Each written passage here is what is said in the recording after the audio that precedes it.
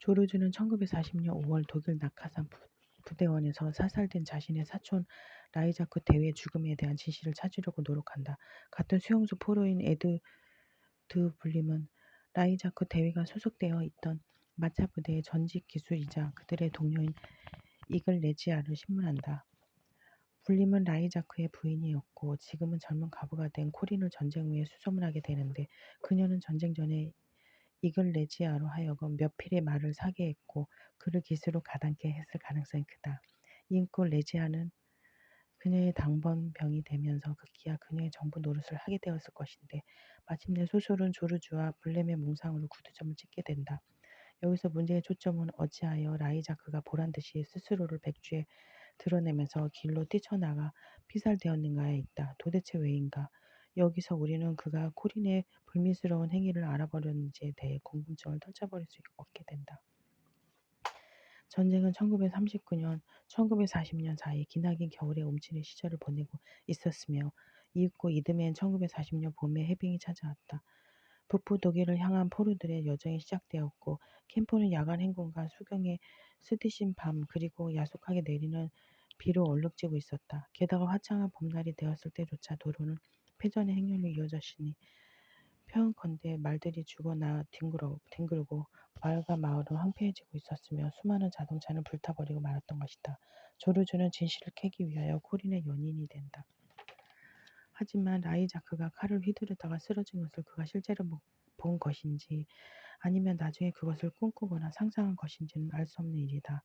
역사는 이렇게 영원히 다시 시작되므로 사건에 대해 한 두 가지 해석 가능성은 지탱될 수밖에 없는 것이다. 게다가 현실과 몽상의 경계가 불분명할 뿐 아니라 여러 다른 사건 및 서로 다른 인물들의 이 망상 조직 같은 소설, 골조 속에서 기괴하게 서로 얽히기도 한다.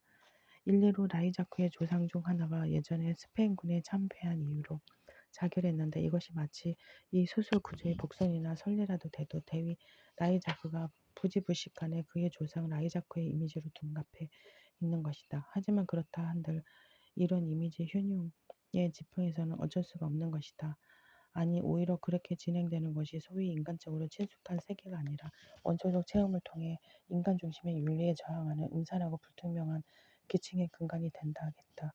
감각적 비등에 의한 문체 형성과 사례 교착 구조, 클로드 시몽의 모든 소설들은 상당히 정교하게 다듬어진 구어체로 작성되었다. 이야기의 구술적인 황급함과 피부로 만나는 독자, 그리고 무엇보다 소설의 자연스러운 호흡을 위하여 비록 전부는 아니더라도 구두점들도 자주 생략된다. 여기서 메를로 퐁디는 클로드 시몽이 사유된 바와 엄표된 바 사이에 미분화에 결코 뒤지지 않을 뿐더러 당연히 이해하도록 애써야만 할 엄표된 바와 소요된 바 사이의 비분리에 대한 관심까지 우리가 식별하도록 유도한다고 생각한다. 어쩌면 우리는 미분화가 조성하는 이러한 불투명하고 생생한 조직을 못 견딜 수도 있지만 플랑드르로 가는 길의 매력과 이 소설이 독자들에게 행사하고 있는 기묘한 지배력만을 기꺼이 인정하고 있는 것이다. 그러므로 우리는 우리 앞에 맞닥뜨린 모종의 소설 경기, 규칙을 충실히 따라야 하며 충분한 시간적 여유를 가지고 이 소설 이미지 속으로 입장해야 하고 따라서 일종의 비밀스러운 이야기에 사로잡혀야 하는 것이다. 이로써 새로운 유형의 문학 메시지가 탐구되기 때문에 관례적 구두법으로 표시해가는 고전적인 문학 수사학은 이제 기각되고 만다. 즉 문학 세계에서 공유된 근거를 통해 독자에게 던져진 일반적 소설 문체에 앞서 전혀 다른 방식으로 그들에게 충격을 주는 것이 관건이고 모종의 신경 충동적 언어 소통을 통해 담론 양식의 정체성을 재검토하는 것이 문제의 핵심이 된다. 그런데 여기서 말하는 언어 소통이란 객관적인 연대기 차원을 뒤흔들어 버리고 그 대신 다중 영상의 효과나 장르의 절충을 지향하거나 숲의 신 사티로스와 같은 유비 그리고 그 개가 된 인간이나 돼지로서의 인간을 보여주는 변형을 생산을 목표로 하고 있는 것이다. 만약 메를로 퐁디가 바라와 번식 그리고 끝없는 가지치기로 자신들의 문체가 두드러지는 작가들에게 매료되었다면 이는 결코 우연한 일이 아닌 것이다. 마르셀 프루스트, 클로도 시몽처럼 그 문학적 언어가 예의 문제들 같이 고도로 안정된 어조 변화 가운데서의 감각적 비등을 내포하는 작가들이야말로 메를로 퐁디를 만족시키는 것이다. 이 지각의 철학자는 스스로 뒤얽히고 스스로 유도되어 낯선 영혼을 감기며 스스로 생장점에 눈을 밝히는 다중 병합적 세계에 대한 자신의 고유한 시각을 마르셀 프루스트와 클로드 시몽을 가로지름으로써 되찾게 된다. 신체들이 서로의 위에 겹쳐져 이중이 인화되고, 즉 타자와 동시에 지각되어 다중 영상화되고, 극중의 현장들이 서로의 안에 끼워 맞춰지는 동시 편지적인 유비쿼터스 공간이야말로 저 아방가르드 문학을 횡단함으로써 발견되며, 감각의 감각 소연은 단단형 잠재성을 열어주고 있는 것이다. 사례 현상학자는 은유와 사유 사이에 존재하는 종류의 확과 이분법을 흔들어버린 자신의 모든 실존적 기재 사항들을 바로 저러한 유비쿼터스 공간 개념에 부여함으로 이것들을 섞어버리고 말아 넣으며 극기한 현상적 발생의 한가운데서 움켜쥐려는 야심을 지니고 있는 것이 아니겠는가. 바로 여기서 우리는 이 철학자의 글쓰기가 점차 그의 특수 문체인 사례 개념을 분비해 나가고 있음을 목도하게 된다. 메를로 퐁디의 이 궁극적 개념은 사유를 그것의 체현 상태, 즉 지각하고 발화하는 주체의 세계로 열린 존재, 상태를 보다 적절히 위탁하게 되는 것이다. 요컨대 존재의 역동적 양식으로서의 살은 개념적 추상성보다는 현실 상황들을 훨씬 더 명확히 규명하고 있는 것이다. 불가사의에 대한 의미론적 규정, 비구상적 글쓰기, 생략 구조의 에크리티르 개념 탑재된 감각성의 생산, 미셸 비토르의 변모나 나탈리 사르트의 저작 같은 당대의 프랑스 누보르망 작품 대부분과 더불어 시몽소설이 보유한 구조적 복합성은 메를로 퐁디의 세계로 열린 존재 개념에 제대로 들어맞는다. 후자의 현상학 지평에서 살 자체의 반성력과 순환성은 현존화로서의 직접 현실을 가능케 하는 간접 현시적 기술로 우리를 초대하고 있는 것이다. 이것이 바로 누보르막 속에서 에크리티르를 통해 일종의 무언극이 되며 사회를 위해 간접 현시된 실제가 된다고 해도 무방하다. 이런 차원에서 볼 때 은유란 공통 요소를 밝히는 것이지만 표면상의 명시적 비교보다 더욱 심층적인 수준에서 진행된다. 말하자면 숨어서 몰래 일러준다는 의미에서 압류이기도 한 이 은유는 이른바 생략된 비교이며, 이러한 생략은 그 자체로 표현적 가치를 눈높이고 있는 실정이다. 그런데 신체야말로 생략된 형태의 에크리티리에 잠재되어 있기 때문에 글쓰기 곧 에크리티리를 통해 의사소통하는 주체란 다름 아닌 지각하고 완성하는 저 신체이다. 그러므로 은유의 가치는 신체의 태도들에 의존하게 된다. 즉 모든 은유 놀이는 불확정적인, 그래서 다양한 형태로 개방되어 있는 신체주의를 맴돌고 있다는 말이 된다. 글쓰는 신체인 에크리티르는 언어와 은유적 특성을 구사해야 하는 어려움을 끊임없이 가늠하지만, 그렇다고 거기서 개념적인 무언가를 말하는 것을 포기하지도 않는다. 그렇다면 이제 우리 의문의 주파수는 어디에 맞춰져야 하는 것일까? 바로 다음과 같은 채널로 조정되고 있다. 도대체 나의 신체는 사물인가 가념인가? 비록 이것을 사물들처럼 측정할 수 있음에도 불구하고 이 신체란 가념도 사물도 아닌 것이다. 운율한 다각적 유사성을 스케치함으로 정신적 실제를 심화하고 도덕적이고 지성적이며 미학적인 가치의 반향을 촉발하므로 비교하려는 것과 비교될 것에 공통되는 요소들을 밝혀주고 있다. 그리하여 클로드 시몽은 다음처럼 주장할 수 있을 것이다. 내가 원했던 바란 현실에서 서로 포개져 겹쳐진 요소들이 차례로 펼쳐지도록 해주고 순수 감각적 구성을 회복시키는 모종의 구조를 공들여 만드는 것이다. 연이어 그는 화가들이야말로 행운아들이다. 그들이 캠퍼스의 다양한 구성 요소들을 의식하기 위해서는 단 한 번만의 통행으로도 충분한 것이다. 이와 관련된 두 가지의 항목이 나를 사로잡고 있었는데, 하나는 우리가 항상 경험하는 것이지만 그것끼리는 결코 서로 연결되지 않는 감정의 단편적 국면인 불연속성이며, 그러나 동시에 의식 내에서 감정들의 인적관계라는 또 다른 하나였다. 균질성 함께는 시공간의 혼신, 교란되는 엄표 상황.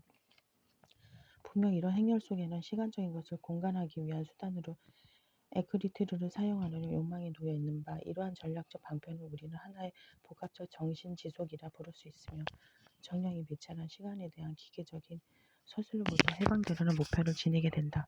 다시 말해 기억 이미지의 구성 단위들이 그러하듯 통치성으로부터 해방된 서술적 통사론을 파편화되고 이질 구성적이며 불연속적으로 묘사된 구성 단위들의 합성물로 취급하려는 것이다.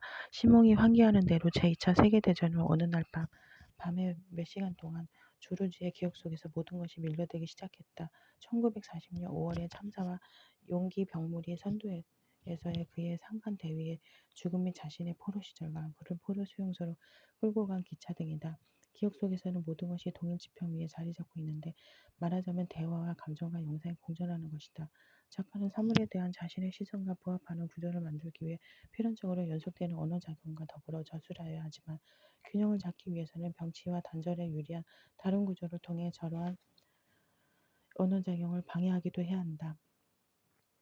바로 기억의 개입이야말로 이야기 묘사 속에 불연속과 이질성 및 파편화를 서서히 주의시키는 구조를 허락하는 것이다.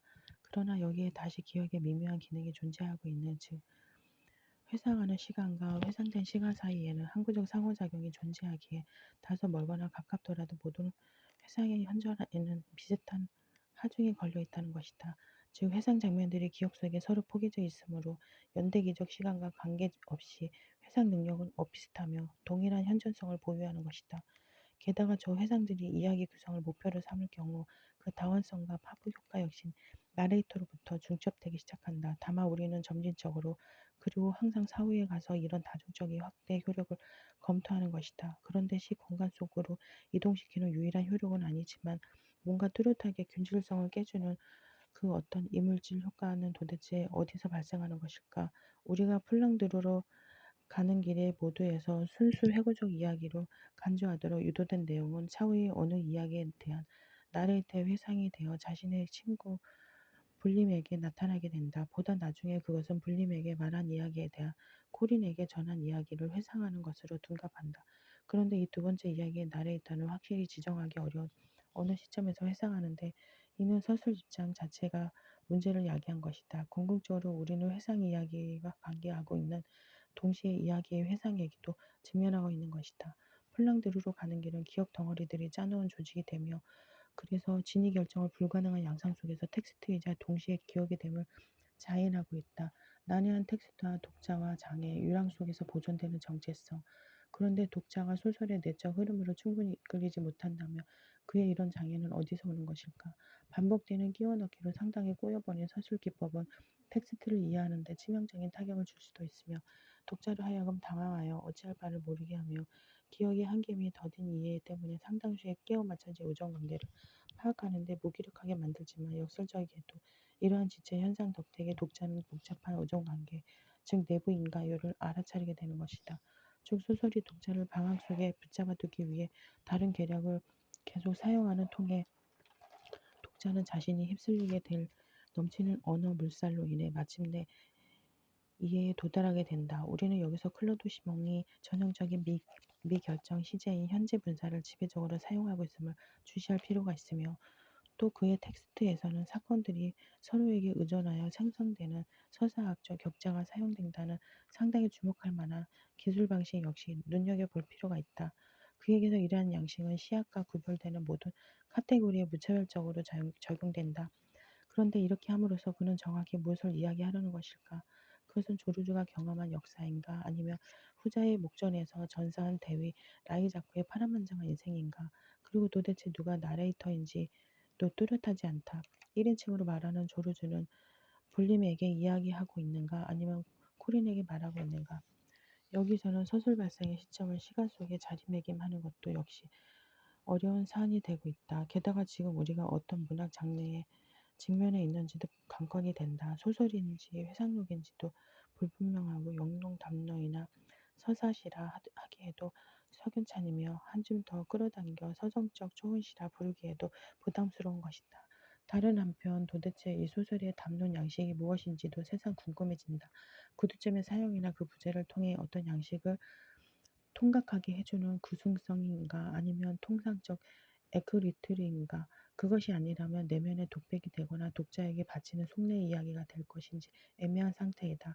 이렇듯 늘 미결 상태로 유지되는 느보르망의 언어회로 속에서 독자 고유의 정체성을 문제 삼는 새로운 소설 영토에 매혹된 채 과연 독자는 저 난해한 텍스트를 제대로 극복할 수 있는 것일까? 클로드 시몽이 기술하듯 새 국면 내에서, 국경 내에서 나는 타자가 된다. 다른 사물들, 다른 향기, 다른 소리, 다른 인물, 다른 장소, 다른 시간으로 해석학적 시각과 소설 의미의 강박, 즉 만약 소설 플랑드르로 가는 길이 이 공간의 문제, 나는 어디에 있는가와 시간의 문제, 지금 몇 시인가라는 질문을 영원히 풀 수 없도록 산정한 텍스트 전략 때문에 분류 불가능한 것임에도 이 텍스트가 독자에게 인상적이고 그를 감동시키며 설득까지 한다면 이는 필시 미학적 앙상블의 효과로 인한 것이며 이것 없이 텍스트 효과란 기대할 수 없는 것이 된다. 그래서 모든 시간증과 기억증을 횡단하여 복귀함으로 조르주 회상의 핵심 목표로 필수 불가결해진 저 재기적 장면에 특별한 어떤 통합의 효력이 둥지를 틀게 된다. 여기서의 목표란 라이자크 대위의 죽음을 어떻게 해석할 것인가로 촉발된 이야기의 강박감염자 중심축이다. 하지만 어떤 죽음에 대한 누군가의 기억 속에서 저렇게 반복되는 장면이 연출한 통합 능력, 곧 집요하게 질문 제기의 역할을 하면서 이야기 전체를 해석학적 소설로 변화시키는 이 잠재력은 중심 잡기와 대칭 구도를 유도하는 다른 요소들을 따라 삼중가를 치고 있다. 예를 든다면 첫째 소설의 3부작 구조, 둘째 거꾸로 된 작품 구성, 셋째 되풀이되는 에피소드, 넷째 콜인과 보낸 방과 같이 시간순으로 서술된 시퀀스, 마지막으로 전환, 접속어의 사용이 그것들이다. 이 모든 것은 소설이 흩어져 무너짐을 막도록 그 운명이 부과된 도구들이며 이것들이 없었다면 아마도 분산이 텍스트의 운명이 되었을 것이다. 이것도 갈피를 못 잡아 곤혹스럽기도 하지만 또 한편으로는 그래서 더욱 궁금증에 유발된 독자는 작품 속 모든 행위의 의미와 모든 정체성에 대한 질문 및 사태에 대한 해석학적 시각을 조장하고 거기에 혜택을 주는 어떤 구조 속으로 자연스럽게 주입되고 지탱된다. 그래서 만약 플랑크드로 가는 길이 우리에게 결말 없는 듯이 남게 된다면 그것은 아마도 상상적 자유 경험과 픽션의 광범위하게 호소하는 탐구 방법 때문이리라. 조르주와 불림은 가족 전설, 회상 단편, 험담, 그리고 잔인하게 강요된 준 고백과 같은 하자에 있는 정보들을 이용하고 있다. 그것은 한 사람의 죽음의 동기에 대하여 기억과 상상을 통한 재편성 및 복원의 기획에 몰두하기 위한 것이다. 징후를 나타내는 모든 것과 또 그것들의 폭로로 말미암아 강박신경증에 걸린 듯한 이 소설에서는 항상 비가시적 파편이 가시적인 것의 유보사항이 되며 가시적인 것에 비축된 역할을 하고 있는 것이다. 시각의 철학자의 메를로 퐁티는 자신이 기술하고자 하는 대로의 가시적인 것을 바로 소설 속에 저 유랑하는 가시성에서 간파해내고 있는 것이다. 그가 원하는 바 가시적인 것이란 소위 천연적이어 선지각적이며 융합적인 미분화 불가 사이의 경험 현장이 된다. 이는 폴 세장과 같은 후기적 인상주의 화가가 그림을 통하여 표현하려 했던 그러한 체험 자체인 것이다. 여기서 드러나는 저 가시적인 것의 독특성이란 인간을 통해 실현됨에도 불구하고 결코 인간 중심주의적이 아닌 그 무엇이라는 것이며 필요의 언어로 말미암아 굳어지고 표상 때문에 왜곡된 실제에 연연해야 하거나 그 어떤 실증적 기술에도 얽매이지 않는 하나의 신비라겠다. 왜냐하면 언어야말로 불투명한 연원 속에서 가시적인 것이 뿌리박고 있다는 진리를 은폐시키기 때문이다. 요컨대 메를로 퐁디의 가시적인 것은 선언어적이며 선지각적인 동시에 고갈되지 않는 선험성 그것이다. 본다는 것은 무엇인가 환각에 사로잡힌 듯한 역사체험, 지각 이전의 지평인 사례 철학자 메를로 퐁디는 지각 회상, 영상 관념들을 뿌리내리고 있는 전대미문의 태고층이 모험으로 가득 찬 심오의 실험적 소설 이념 속에 존재하고 있음을 간파하게 되는데 이곳이야말로 우리의 모든 경험이 발생하는 태반이요 사상 자체를 탐색 중인 미중리의 불투명성이다. 그런데 우리는 과연 무엇을 보고 있는 것일까? 또 한술 더 떠서 본다는 것은 무엇인가? 클로드 시몽의 소설은 시선의 담보가 되는 지식과 명중에 관한 분명한 확신을 그것이 시험하는 한 분명 실험적인 그 무엇을 지니게 된다. 이제 주체는 희미해지고 애초부터 뒤섞여 존재하는 수많은 자기동일성 이전에 이미 세계는 웅성거리기 시작했으며 꿈과 기억은 목련병처럼 현실로 스며들고 있는 것이다. 20세기 비극적 역사의 바탕위에서 이 소설의 독창적인 문학 표현으로 묘사된 전쟁 덕분에 우리는 일종의 정신 착란과도 유사한 환각을 경험하게 되는데 꿈이 일어날 것만 같은 절박한 진리들로 가득 차 있듯이 정신 착란도 스스로 소유하지는 못하나 이미 연루되어 있는 실제 관계에 상응하는 관계망 속으로 뻗어 있다. 메를로 퐁티는 자신이 종종 예술 및 문학적 현상에 접목시키기도 한 몽상과 정신 착란의 절박한 진리들을 우리에게 소개하고 철학자와 소설가가 공유할 수 있는 신비의 영역으로 우리를 안내했다는 점 때문에 프로이트를 찬양한다. 예컨대 1954년 가을 학기부터 1955년 여름 학기까지 콜레즈 드 프랑스에서 했던 수동성에 대한 강좌에서 졸음은 수면 의식으로서의 어떤 활동이 아니라 불명료한 상태로의 기한, 기존의 분화가 소설되는 탈분화, 그리고 잠정적 퇴화를 암시하는 지각적 흐름의 한 양상으로 기술되었던 것이다. 메를로 퐁디의 지각의 현상학의 근간이 되는 이 수동성 양식은 포괄적이고 전 개인적인 세계와의 관계 위에 접힌 주름의 역할인 바, 이는 결코 부재가 아니라 일정 거리를 유지하고 있는 생산적 후퇴의 양상이다. 그의 관심을 끄는 프로이트적 개념은 태생적 원초 상징주의인데, 이는 감각들로 채워진 의식과 고유의 진공으로 환원된 의식 사이 및 몽환적 양태와 현실적 양태 사이의 상호잠식, 즉 두 차원이 서로에게 침투되는 일종의 연속성 개념이다. 후설가 사르트르의 무의식 이론에 반대하는 메를로 퐁디의 몽환의식이 현실의식과는 구별되는 어떤 특수지향적 의식이 아니라 현실과 여전히 접속 중인 의식이라 주장한다. 무의식이란 사르트르처럼 자기 기만의 특수한 경우가 아니라 그건 역시 지각적 의식이라는 것이다. 즉 지각의식처럼 무의식도 혼용 내지 연루의 논리를 진전내며 그 전체 도면을 알 수 없는 여정을 차츰차츰 따라가고 객체들 및 존재자들로부터 역류하고 있는 부정성을 통해 다시금 저들을 지향하게 된다. 이는 무의식으로 하여금 객체 및 존재자들을 그들 자신의 이름으로 명명할 수 있도록 할 필요도 없이 그 스스로 전개되도록 명령하기에 충분한 것이다. 우리는 여기서 메를로 퐁디에게 독특하게 현존하는 메타포의 신비스러운 이면 공작을 간파해내고 있는데, 이 내밀한 불가사의의 지각적 가역성 또는 감각의 순환성에게로 메아리치게 되며 필기형 메를로 퐁디주의적 개념 장치 속을 흐르는 수사학적 전문 용어들의 역할을 설명하게 된다. 이것이 바로 모든 종류의 디얼킴 현상을 지시하기 위한 존재론적 교차 구조로서의 편제적 키아스마를 일컬음이니, 이는 다름과 같은 은유적 언어 차원에서 은밀한 뒷거리로 구현되고 있다고 하겠다. 곧 과의 게임을 통해서 저 밀교적 키아스마의 탄생은 가능할 것이며, 바로 여기서부터 동시 다재적 통섭론인 유비쿼터스 현상학은 태동하기 시작한다. 요컨대 랑그 게임으로서 이러한 메타포는 세계로 열린 존재의 두 차원, 곧 신체들의 타자성으로 개방된 육화된 의식과 자기 반성력으로 운명 지어진 의식하는 신체를 일치시키려는 강박증에 따른 당연한 사유 현장이 되는 것이다. 결말 없는 해석학과 생기로서 의미. 델런바우의 주석에 따르자면 우리는 발자크 및 고전적 추리소설들과 어우러져 증폭된 일종의 다층 구조적 프루스트와 직면하고 있는 고로소설 의미의 회복이란 원천적 미수에 그치게 되며 결코 거기에 도달하지 못하게 된다. 그렇다면 이는 독특한 소설가 시몽은 어떻게 제대로 된 탐정력을 수행할 수 있는 것일까? 말하자면 마르셀 프루스트처럼 그가 과연 하나의 찻잔으로부터 그 어떤 세계를 해방시킬 수 있을 것이며, 퀴비에처럼 어떤 유적으로부터 하나의 완전한 생물종을 소생시킬 수 있을 것인가?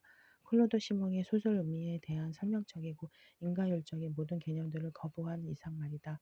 결국 여기서 그의 소설가 메를로 퐁디의 살해 현상학의 동질성은 분명해지며, 그 중에서도 시몽 자신이 기초한 근대 예술 인형과의 공통점이 두드러지는데, 바로 이 점이 뒷패에 장 뒷패의 다음 편지가 묘사하는 바이며, 우리가 메를로 퐁디의 지각 이론에 조화시킬 수 있는 것이다.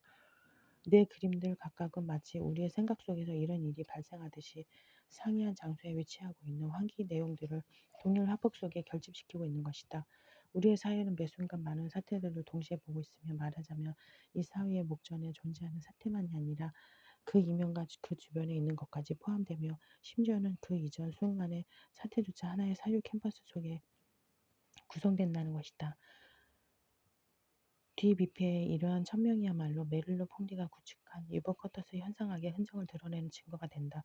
이러한 유비론 게임, 다시 말해 누보르막 유형의 소설들이 진유 용두사미시 결말을 누차에 걸쳐 조장하고 두둔하는 이 결말 없는 해석학은 탐구를 멈추게 만드는 인위적인 설명과 조작되는 의미보다는 창출되는 의미, 즉 지금 막 발생 중인 의미 존재로서의 생기에 우선권을 주고 있다. 지각을 통해 탄생한 생기로서의 의미란 과학적 설명의 차원에서 발생하지 않으므로 결코 설명적일 수 없다. 설명이란 기껏해야 우리를 애워싸고 있는 저 싱싱한 야생성을 길들이고 억제하기에 유리할 뿐이다. 반면 살아있는 의미는 실제를 전문 용어들의 목록 속에서 변형시켜버리는 보편화 횡령의 공범일 수 없는 것이다. 오히려 이 생기로서의 의미란 우리 스스로가 사물들의 주인이 되는 것을 금하도록 하는데, 그 이유는 이 의미에서 끝이란 무의미하기 때문이다. 이제 의미란 그 자신을 산출해주는 어떤 관계 자체이며, 따라서 이는 고착된 결정성이 아니라 개방된 생명성인 것이다. 당연히 이 의미는 변모하면서 구현된다. 그런데 이러한 변형은 어디까지 이끌러가는 것일까?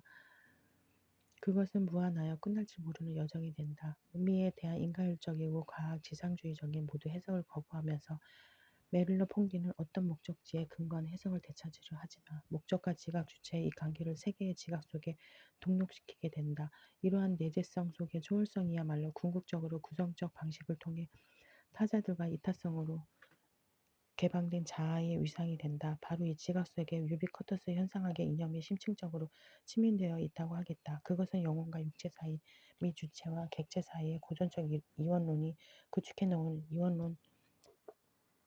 이원론 애매성이 아니라, 이제까지 시몽소설에서 우리가 보아온 본원적 비결정성이라 하겠다. 즉 동일한 사유와 합폭 속에 동시에 구성되는 다단식 실제들의 유기적 봉합으로서 의 유비쿼터스 현상학은 이제 메를로 퐁디에 고착되지 않은 유목적 의식을 통해 누보르망 속에 퍼지고 있는 것이다.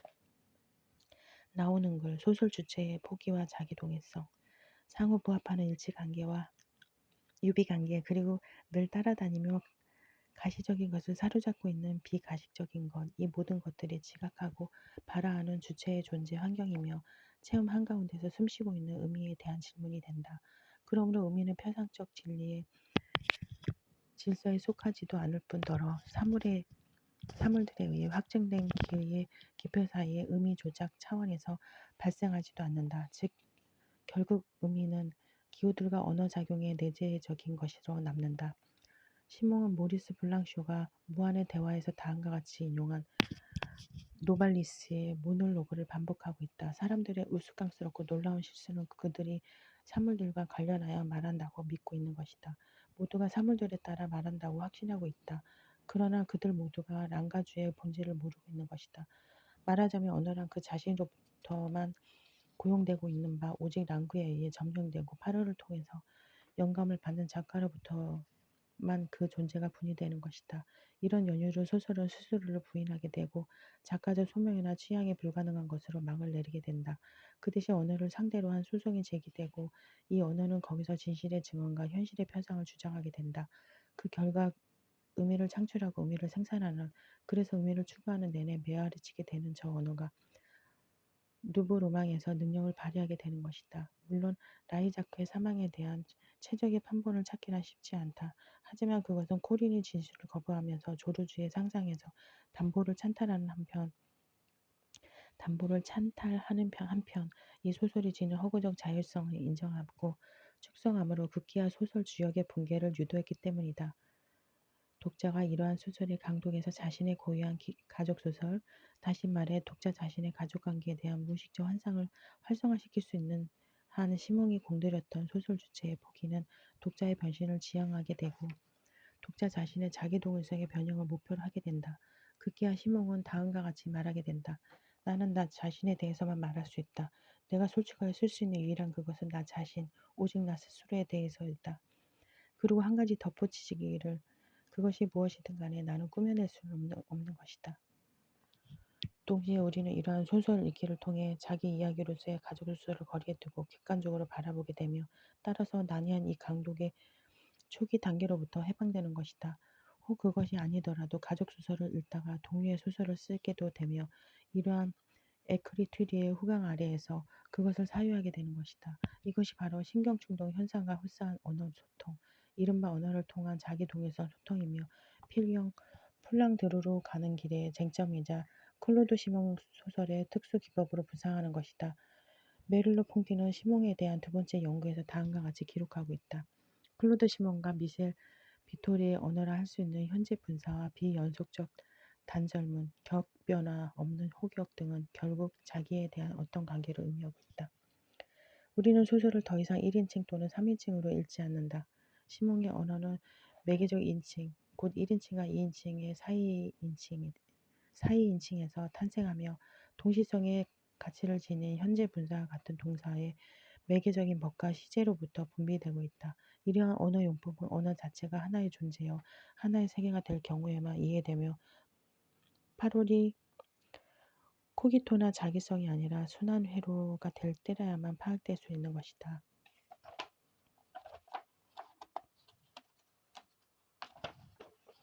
류케의 문학론. 류케르의 문학론을 다루기 위해 필자는 두 가지 가설적 관점에 입각했다. 첫째, 류케르의 문학에 대한 관심은 철학과 문학을 아우르고 초월하는 언어라고 하는 보다 보편적인 매개에 대한 관심과 분리되지 않는다는 것이다. 둘째, 언어에 대한 류케르의 관심은 그 언어가 말하고자 하고 관계 맺고자 하는 현실 또는 실제에 대한 탐구와 분리될 수 없다. 류케르 문학론의 주요 알맹이인 상징 언어, 은유적 문장, 이야기를 담고 있는 텍스트 등은 모두 언어라고 하는 전체적인 현상을 이루는 중요한 요소이다. 이런 중요한 언어의 알맹이들에 대한 류케르의 논의를 통해 우리는 류케르가 언어에 대해 갖는 근본적인 통찰을 엿보게 된다. 그 통찰은 다름 아닌 언어가 세계와 관계 맺으려 하고 부단히 세계 지향적이라는 것이다. 여기서 분명히 짚고 넘어가야 할 것이 있다. 언어가 세계를 지시하되 그 지시하는 방식과 수준의 문제다.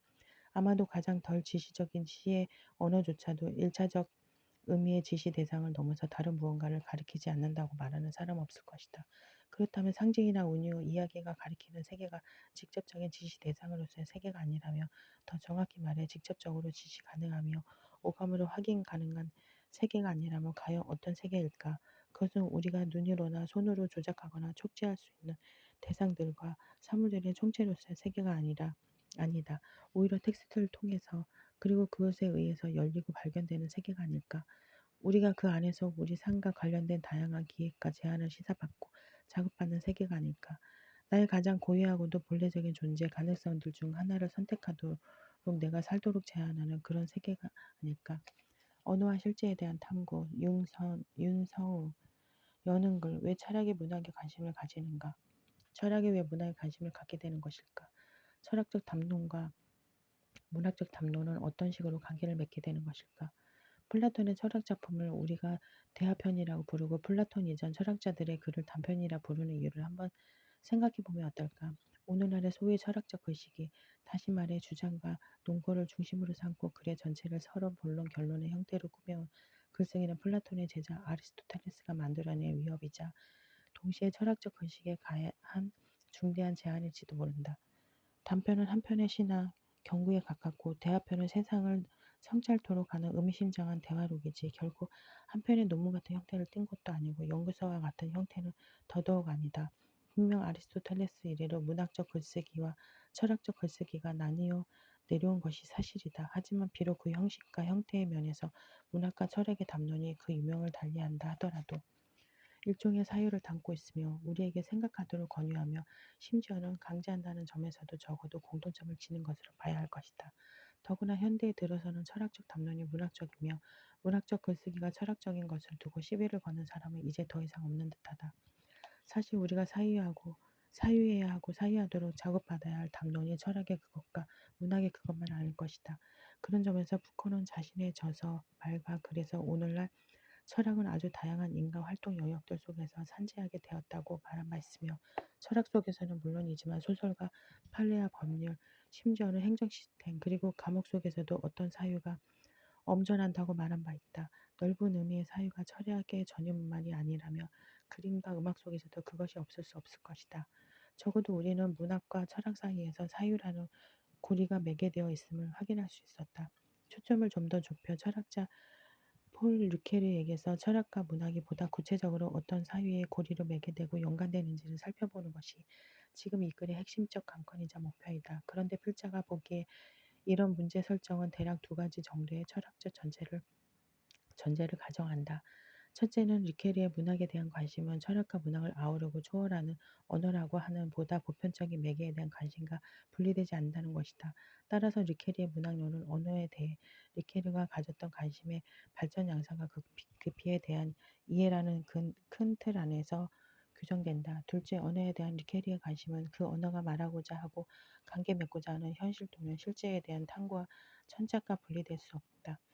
따라서 언어를 통한 실제 탐구라는 큰 틀이 문학을 통한 실제 탐구라기보다는 작은 틀을 규정할 것이다. 다시 말해 가장 넓은 의미에서 말하는 것의 한 범주가 이야기하는 것이라면 이야기에 언급하는 세계는 인간의 말함이 가리키는 세계의 한 범주로 파악되어야 할 것이다. 이 글은 리케리의 문학론을 밝히되 언어와 실제에 대한 관심과 탐구라는 관점에서 접근하게 될 것이다. 보다 구체적으로는 리케리의 언어에 대한 관심은 상식, 은유, 이야기라는 언어적 요소들에 대한 관심을 드러난다.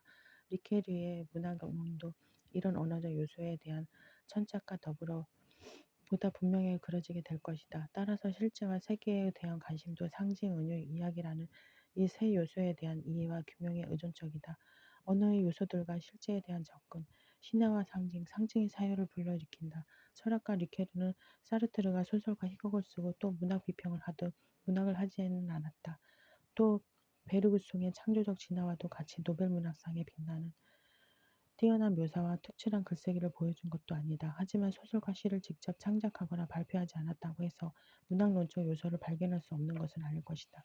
문학을 무엇으로 정의하고 그 범주에 어떤 것을 포함할 수 있느냐에 따라 서로 다른 문학론이 형성될 수 있다는 점은 분명하다. 하지만 그 문제는 우리의 주제를 벗어나는 일이므로 넘어가자. 다만 분명한 것은 리케리에게서 찾을 수 있는 문학론적 요소 중 가장 대표적인 것이라고 할 수 있는 첫 요소는 신화이며 보다 구체적으로 상징이라는 점이다. 상징은 따로 등장하지 않고 늘 신화 속에서 그리고 신화와 더불어 등장하는 법이다. 모던을 거쳐 포스트 모던을 살고 있다고 자처하는 그 누구도 신화를 이제는 허황된 이야기나 근거 없이 꾸며낸 날조된 이야기라고 보지 않는다. 마찬가지로 실증주의나 과학적 인신론의 세례를 받은 사람들조차 더 이상 신화가 갖는 철학적 지위나 의미에 대해 함부로 말하지 않는 분위기가 되었다. 신화야말로 서구 사유가 19세기 말과 20세기 초를 거치며 발견한 타자들의 이야기이자 서구가 자신의 역사 안에서조차 자기를 새롭게 발견한 미지의 영역이기도 했다. 이런 신화 속에 등장해서 알 듯 모를 듯 그 철학적 깊이와 의미를 더해주는 것이 바로 상징이며 상징적 언어이다. 리케르는 신화가 문학뿐만 아니라 철학적 사유의 가장 초기 형태를 간직하고 있다는 점을 주목한다. 따라서 신화를 핵심적으로 구성하는 상징적 언어에 대한 관심은 너무나 당연한 것이다. 1960년에 출간된 류케르의 악의 상징은 인간 이야기의 가장 원초적 모습의 신화와 그 상징 언어에 대한 리케르의 입장이 무엇인지를 극명하게 보여주는 저서이다. 리케르는 플라톤이 모종의 신화를 창작하거나 지어냄으로써 신화에 개입했던 방식으로 신화를 언급하지는 않았다. 오히려 이미 전승되어 온 신화들이 우리가 처한 현실과 우리 자신의 존재 조건에 대해 부단히 말해왔다는 사실을 먼저 주목한다. 그러므로 우리가 인간과 그 난해한 삶의 문제를 묻고 또 따져 물어야 하고 고민할 때 우리는 아무런 선의나 관점의 전제 없이 출발해서는 안 된다. 악의 상징의 맥락에서 다시 말해보자면 리케르가 주목한 것은 우리가 때로는 저지르기도 하고 때로는 당하고 겪는 악의 문제와 물음이 이미 신화들 속에서 제기되고 나름의 답변을 찾아간다는 점이다. 신화가 이미 과학적 의미의 원인을 찾는 설명적 담론을 택하지 않기 때문에 신화란 엄밀한 의미의 인간관계를 발견하거나 예측하는 담론이 아니라 오히려 무엇을 밝혀 드러내고 발견하고 말해주는 기능을 수행하는 담론이라고 보는 것이 옳다. 그렇다면 악의 기원과 그 종말을 다루는 신화들과 상징들이 말하고 들춰내는 인간의 현실 또는 인간적 실제란 무엇일까? 악의 문제를 사변적 형이상학이나 교리적 입장에서 찾는 노력을 리케르는 더 이상 하지 않는다. 그러므로 악의 문제에 대한 접근을 철저하게 비교 신학론적 관점이라 불릴 만한 입장에서 이루어진다. 리케르는 성서에 등장하는 아담, 신화와 욥기의 비극적 이야기를 다룬 고대 근동의 수메르, 아카드, 신발생, 신화, 그리스 비극, 오르페우스, 신화 등에 제기하는 악의 문제를 소형하는 보다 더 큰 틀로서 파악한다. 어떻게 그런 결론에 이르렀을까? 성서는 악의 문제를 인간 내재적 기원을 가진 것으로만 보지 않는다는 점이 중요하다.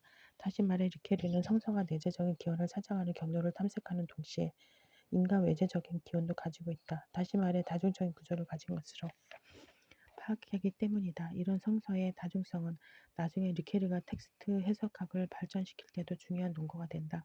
성서가 사용하는 다양한 문학적 장르와 양식에 따라 초월자의 존재의 의미와 개입 방식이 달라진다고 보기 때문이다. 어쨌든 수메르, 아카드, 신발생 신화와 그리스 비극 그리고 오르페우스 신화는 악의 선제성과 악의 전 비인간적 근거를 강조하는 신화이다. 그 반면 아담 신화는 선과 악에 대한 하나님의 경계를 통해 유한한 피조물의 인간적 조건과 윤리적 유한성을 보여준다는 점에서 본질적으로 악을 인간의 잘못과 죄로 인해 이 세상에 유입된 것으로 이야기하는 신화이다. 그러면서도 동시에 창세기의 그 모습을 드러내는 뱀의 뱀의 호련한 현존과 그 유혹적 본성은 인간의 연약한 윤리적 본성을 외재적인 악의 출처로 보여주는 단적인 흔적을 가진 이중적 요소를 지닌 신화이다. 더 나아가 성서가 앞서 언급한 여러 비극 신화들의 이면을 담고 있다고 여겨지는 때는 우리가 욥기에 나오는 욥이 겪는 비극의 비인간적 기원을 접할 때이다. 욥처럼 내가 저지르지 않았는데 내게 생기는 불운과 비극을 나는 어떻게 받아들여야 할까? 인간 의무의 조밀한 윤리적 잣대로 이해되지 않는 비극을 당하자 욥은 처절하게 자기 자신이 악의 이유이자 주인공이라는 내면적 점검을 하기에 이르고 드디어 그런 고백을 하고서야 이미 존재하는 악의 문제, 시험하는 타자의 문제를 만나고 발견하게 된다. 과연 신화와 상징은 우리로 하여금 무엇을 사유하도록 강제하는 걸까? 그것들이 어우러져 만들어낸 인류 최초의 이야기들은 인간의 어떤 현실과 실체를 주목하게 하는 걸까? 존재의 결핍, 악이 존재의 결핍, 온전한 존재의 결으로서 이해되어 온 것이 악을 이해하는 통상적인 길이었다면 리케리의 시도는 어떤 다른 이해의 길을 열어주는 걸까? 결국 악이란 우주 안에 인간의 책임과 능력 밖에 존재하는 혼돈의 측면이며 하나의 수수께끼 같은 것으로서 더 많은 비밀을 파헤쳐 나가려는 인간적 노력에 저항하고 그것을 좌절시키는 무엇이 아닐까? 바꾸어 말해 완결되고 빈틈없는 방식으로 인간과 역사의 의미를 파악하려는 노력에 저항하는 수수께끼가 아닐까? 이런 의미에서 분명 악은 신학뿐만 아니라 철학에도 심각한 도전이 될지도 모른다. 은유와 지시관계. 리케리의 문학론은 언어가 의미를 전달하는 것에 머문다고 보지 않는다. 그 의미를 넘어서서 언어가 실제와 세계를 품어낸다고 보고 있기에 그의 문학론은 이런 언어적 요소에 대한 천착과 항상 함께 간다. 따라서 상징이나 은유만을 문학적 관점에서 연구하고선 찾아보기 힘들다. 상징이 제 아무리 심오한 의미를 농출 수 있다 하더라도 상징은 그 언어학적 단위의 입장에서 보자면 여전히 형태 해소, 즉 단어 차원에 머무는 의미론적 요소에 지나지 않는다. 다만 상징은 의미론적 맥락과 배경으로서 신화와 가치보다 상위의 언어학적 길이를 가진 단위에 의존적일 수밖에 없다. 그런데 상징이 우리가 읽어내야 할 유일한 의미의 담지자의 총체가 아니라면 상징의 뒤를 이은 의미 단위에 대한 연구가 등장할 것이 틀림없다. 리케르에게는 운유가 바로 그것이다. 아마도 리케르 문학론의 핵심적 주체는 이야기, 개념과 더불어 운유일 것이다. 상징 언어에 대한 연구에서도 카시러의 상징 개념이나 전통적인 유비 개념의 비판을 통해 독자적인 상징 개념을 구축했듯이 운유에 대한 리케르의 접근도 전통적인 운유를 비판하면서 시작된다. 살아있는 메타포에 등장하는 리케르의 논의에 따르면 전통 수사학은 우선 운유를 하나의 명사를 다르게 이름 붙이는 다시 말해 색다른 명명을 하는 작업으로 보고 있다. 하지만 예를 들어 슬픔의 망토에서처럼 슬픔의 망토에 비유하고 슬픔의 망토를 색다르게 명명하는 것을 운유의 본질을 보아서는 안 된다. 왜냐하면 슬픔의 망토는 슬픔의 망토처럼 그를 감싸 안았다와 같이 전체적으로 완결된 하나의 문장 내에서 이해되고 발언될 때 그 은유가 제대로 파악될 수 있는 것이다. 그렇다면 은유의 본질은 명명 현상이 아니라 수로 현상, 다시 말해 A를 그것과는 다른 B로 파악하거나 규정하거나 또는 발견하거나 드러내는 현상인 것이다. 운유가 정말 그러한 것이라면 아직 발견되지 않았던 현실과 실제의 어떤 측면을 강조하거나 부각시키는 존재론적 역할을 그것에 부여할 수 있지 않을까? 또 전통 수사학은 운유에서 색다르게 명명되는 측면만을 강조하다 보니 단어의 문자적이고 일차적인 의미를 일탈시킴으로써 그 명명된 단어의 의미를 확장하는 것에만 운유를 국한시킨다. 하지만 슬픔과 망토라는 두 개의 명칭이나 이름 사이에서만 의미론적 변화나 일탈이 일어난다고 보기는 어렵다. 왜냐하면 망토를 특정한 옷감들로 만든 옷으로 받아들이는 일차적이고 문자적인 해석과 슬픔이 한 현존 죄를 덮어 감싸듯이 망토를 현 존재 전체를 덮어 감싸는 것과 같은 것으로 파악하는 운유적인 또 다른 해석 사이에서 발생하는 긴장, 일탈, 심지어는 모순이야말로 운유의 본질이기 때문이다. 따라서 단어 차원의 두 개념이나 이름 사이의 의미적 일탈이 문제가 아니라 문장 차원에서 수로적으로 기술될 수 있는 두 가지 해석 사이의 의미 파괴나 변환이 운유의 본질인 것이다. 더 나아가 전통 수사학은 운유를 문자적 의미와 비유적 의미 사이의 대체나 교환을 가능케 하는 유사성에 근거한 것이라고 성급하게 간주해버린다. 하지만 사정은 좀 더 복잡하다. 운유 현상의 유사성이 존재한다는 것을 부인하는 것이 아니라 두 명사나 두 이름 또는 두 개념 사이에서 유사성이 처음부터 눈에 띄게 드러난 것을 단순하게 결합시키거나 연합시키는 것은 아니라는 점이다. 오히려 논리학에서 말하는 범주, 오류와 같은 것을 의도적으로 발생시켜 그동안 아무런 관계없이 존재하거나 또는 어울리는 것이 허용되지 않았던 범주들 사이에서 새로운 의미관계가 발생하는 것이 은유의 본질일 것이다. 예를 들어 세익스피어가 시간을 거지라고 말했을 때와 같은 현상이 바로 유사성의 새로운 발견으로서의 은유의 현상을 말하는 것이다. 다시 말해 명사나 이름을 통해 의미들이나 개념들의 대체 또는 교환이 문제가 되는 것은 훨씬 넘어서서 의미들 사이의 긴장과 역전, 심지어는 기존 의미의 파괴와 같은 것을 동반하는 것이 운유라는 것이다. 류케르는 이를 두고 운유는 의미론적 불협화음의 해결에 기반을 두고 있다고 말한다. 의미들 간에 언뜻 보이는 부조화의 긴장을 넘어서 새로운 유사성을 발견하는 것이야말로 운유를 새로운 의미 창조의 언어적 단위나 매체로 보는 궁극적 이유일 것이다. 전통 수사학에 대한 이런 비판적 언급을 통해 새롭게 이해된 운유는 상징이 그랬듯이 과연 우리로 하여금 무엇을 사유토록 하는 걸까? 적어도 두 가지 결론적인 사실이 강조되어야 할 것이다. 먼저 더 이상 운유를 단어 차원의 언어적 대체 현상이 아니라 문장 차원의 의미 창조 현상으로 본다면 운유를 직역하는 것은 불가능할 것이다.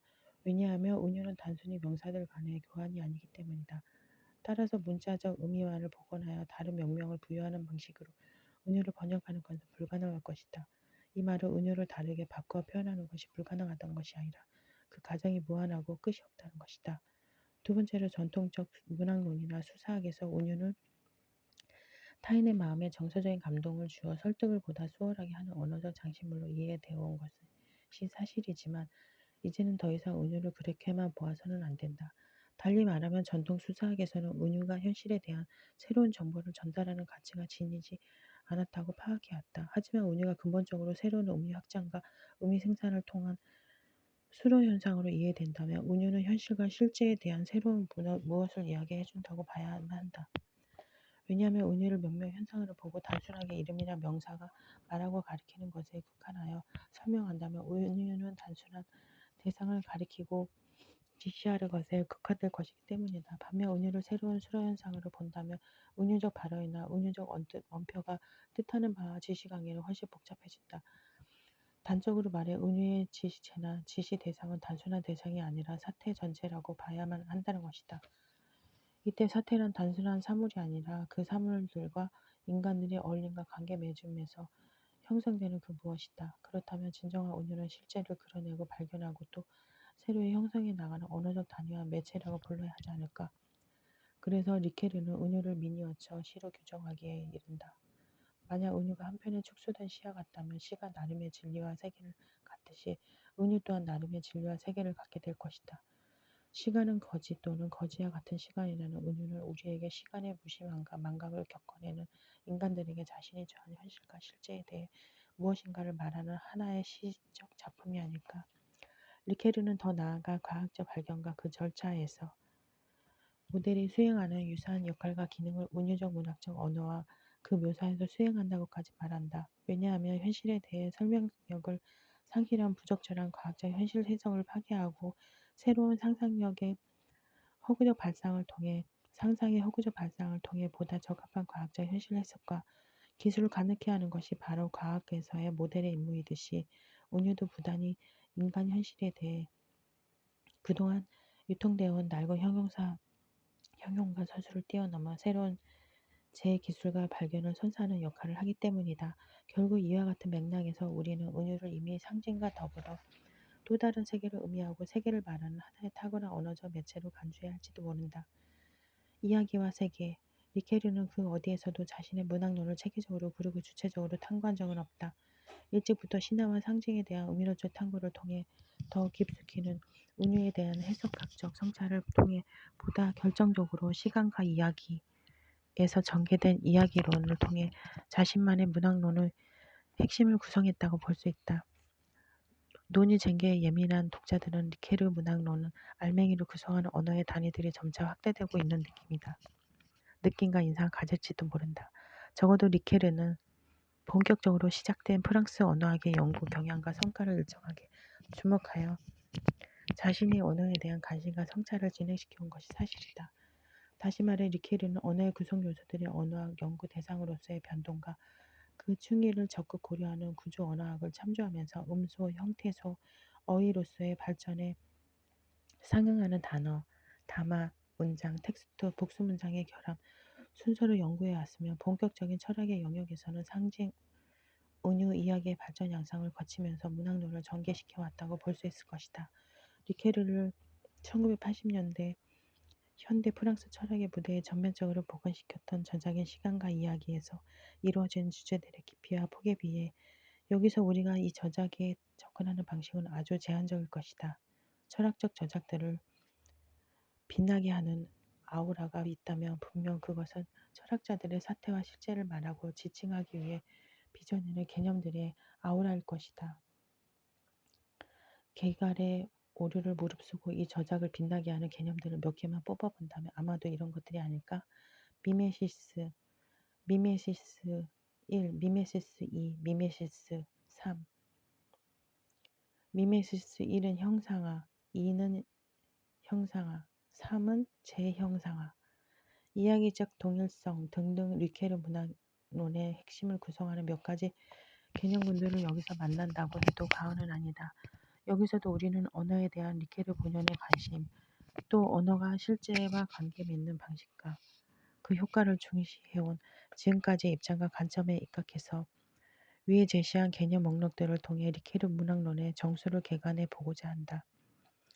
미메시스, 리케르의 문학론을 다루는 맥락에서는 물론이고 그의 철학을 다루는 데서도 별 주목을 받지 못한 측면이 하나 있다면 그것은 살아있는 메타포와 시간과 이야기, 동시에 구성되어 앞서거니 뒤서거니 하며 출간된 쌍둥이 저작들이라는 점이다. 이 두 저작들 사이를 쌍둥이처럼 탯줄로 연결하고 있는 것은 과연 어떤 내용의 끈일까?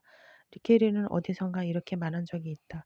언어가 전부라고 말할 수는 없다 하더라도 인간 체험의 모든 것은 그것이 언어애로 다가갈 수 있다는 전제 하에서만 의미의 영역애로 들어온다. 여기서 체험을 언어애로 다가가게 한다는 것은 인간의 말함이 인간의 전부를 뜻하지는 않는다 하더라도 인간됨의 첫 번째 조건이 됨을 뜻한다. 인간 삶에서 언어의 중요성을 세상 강조하는 맥락으로도 이해할 수 있지만 앞서 언급한 두 저작 사이의 상관성의 관점에서 말해본다면 은유와 이야기의 인간의 체험을 언어로 가져오는 문학적 작업물로 간주될 수 있다는 것이다. 더 중요한 사실은 다음과 같은 것이다. 은유와 이야기를 포함하는 문학 작품의 의미만을 지니는 것이 아니라 이 의미를 통해 그것이 무엇인가를 지시한다는 것, 다시 말해 지시관계를 갖는다는 것이다. 이때 그 작품이 지시하는 것, 가리키는 것은 언어로 가져갈 수 있는 인간의 체험이며 그 작품을 전개시키는 작품 세계와 그 세계의 시간성이라는 점이다. 상징 언어가 그랬듯이 리케르에게서 은유와 이야기는 결코 그 스스로만을 위해 어떤 세계를 구축하는 법이 없다. 언어란 자기 자신만을 가리키거나 지시하는 것이 아니라 자신을 넘어서서 다른 어떤 것에 대해 자신의 타자에 대해 다시 말해 그 언어가 품는 세계에 대해 이야기해야 할 어떤 것에 대해 그리고 다른 이들과 공유하고자 하는 체험에 대해 항상 말하는 어떤 것이다. 결국 언어는 자신 아닌 다른 것 지향적이다. 무엇에 대해 말하지 않는 언어는 없다. 따라서 은유는 은유의 세계를 담고 있고 이야기는 이야기의 세계를 말하고 텍스트는 텍스트의 세계를 갖는 법이다. 시간과 이야기를 이루는 근본적인 출발점 같은 것이 있다면 다음과 같은 두 가지이다. 첫째, 만약 인간의 체험이 언어화될 수 없다면, 다시 말해 이야기될 수 없다면 그 인간적 체험이란 불투명하고 맹목적이며 질이 멸렬한 정도로 혼란스러울 뿐 아니라 소통이 불가능하기까지 하다는 점이다. 둘째, 인간이 시간을 체험하는 방식은 여러 가지일 수 있지만 가장 인간적인 방식은 그 혼란스러운 시간 체험이 이야기의 방식과 형태로 분절되고 표현되는 것이며, 그리고 이야기 또한 그 자신의 온전한 의미를 획득하게 되는 때가 바로 이야기가 인간의 시간적 실존의 조건이 될 때이다. 그래서 리케르는 이야기를 시간의 가르디앙이라고 말한다. 과연 어떤 의미에서 이야기의 어떤 장치를 통해, 또한 어떤 현존하는 이야기를 통해 시간과 이야기의 이런 긍정적인 순환성을 보여줄 것인가가 리케르 문학론을 논하는 마지막 우리의 작업이다.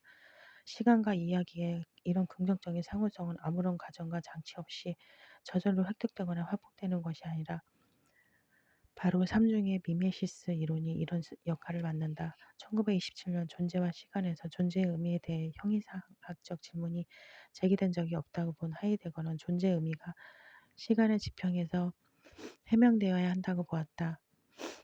여기서 리케르는 한 발 더 나아간다. 그 자체로는 혼란스럽고 어두운 시간 체험은 이야기의 지평에서 해명되어야 한다는 것이 리케르의 주장이다. 따라서 그에게 진정한 시간은 사물들의 물리적 시간이 아니라고 느끼고 체험하며 행위하고 그 행위를 대받는 인간의 시간이 동시에 이야기된 시간이라는 것이다. 인간은 다행히 자신의 시간적 경험 및 체험에 인간적 의미를 부여할 수 있는 풍부한 언어적 자원들, 특히 이야기는 삼중적 미메시스라는 장치와 과정을 통해 인간 상과 체험을 조율하고 조용해 나간다고 볼 수 있다. 본래 미메시스 개념은 플라톤에게는 단순한 모방에 지나지 않지만 아리스토텔레스에게는 소설이나 허구의 줄거리로서 문학성 또는 서사성 자체를 만들어내는 특권적인 장치와 과정으로 등장한다. 삼중적 미메시스 중에서 문학 작품을 구성하는 내재적인 요소들, 인물, 줄거리, 배경 등과 이것들이 결합하는 고유한 원리와 법칙들을 통해 하나의 그럴듯한 세계를 만들어내는 작업이 바로 미메시스이다. 리케르는 이것을 마치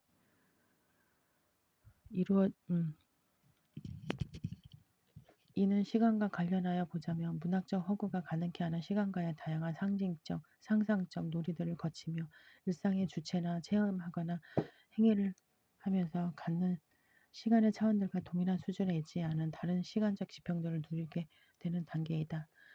문학적 허구의 본질적인 요소인 이런 시간과 놀이는 그것만이 줄 수 있는 자유와 해방의 공간을 제공하는 것이 아닐까. 형상화 단계가 아리스토텔레스의 시학 이론에 가깝기 때문에 리케르의 미메시스론을 아리스토텔레스 미메시스론의 확장으로 볼 수도 있겠지만, 리케르의 삼중적 미메시스의 특색은 정작 다른 곳에 있다.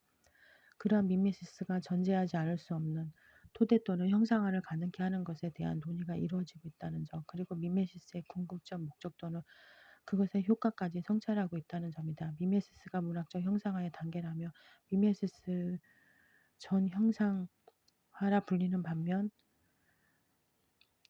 미메시스 세 번째 형상화의 단계라 불린다. 문학적 형상화나 철학적 개념화가 이루어지기 전 일상적 행위의 실천적 경험이나 체험의 단계가 바로 전 형상화의 단계이다.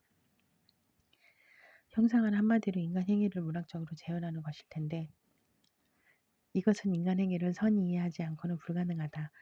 독자와 저자가 모두 공히 준거하고 있는 의미 지평으로서 삶의 세계가 미메시스 원이다. 비록 그것이 문학적 형상화가 되기 이전의 인간의 행위 영역과 시간 경험으로서는 덜 조직화되어 있고 산만적일 수 있지만, 이 인간 행위들은 이야기되기를 요구하고 이야기될 준비 단계의 행위와 경험들이다.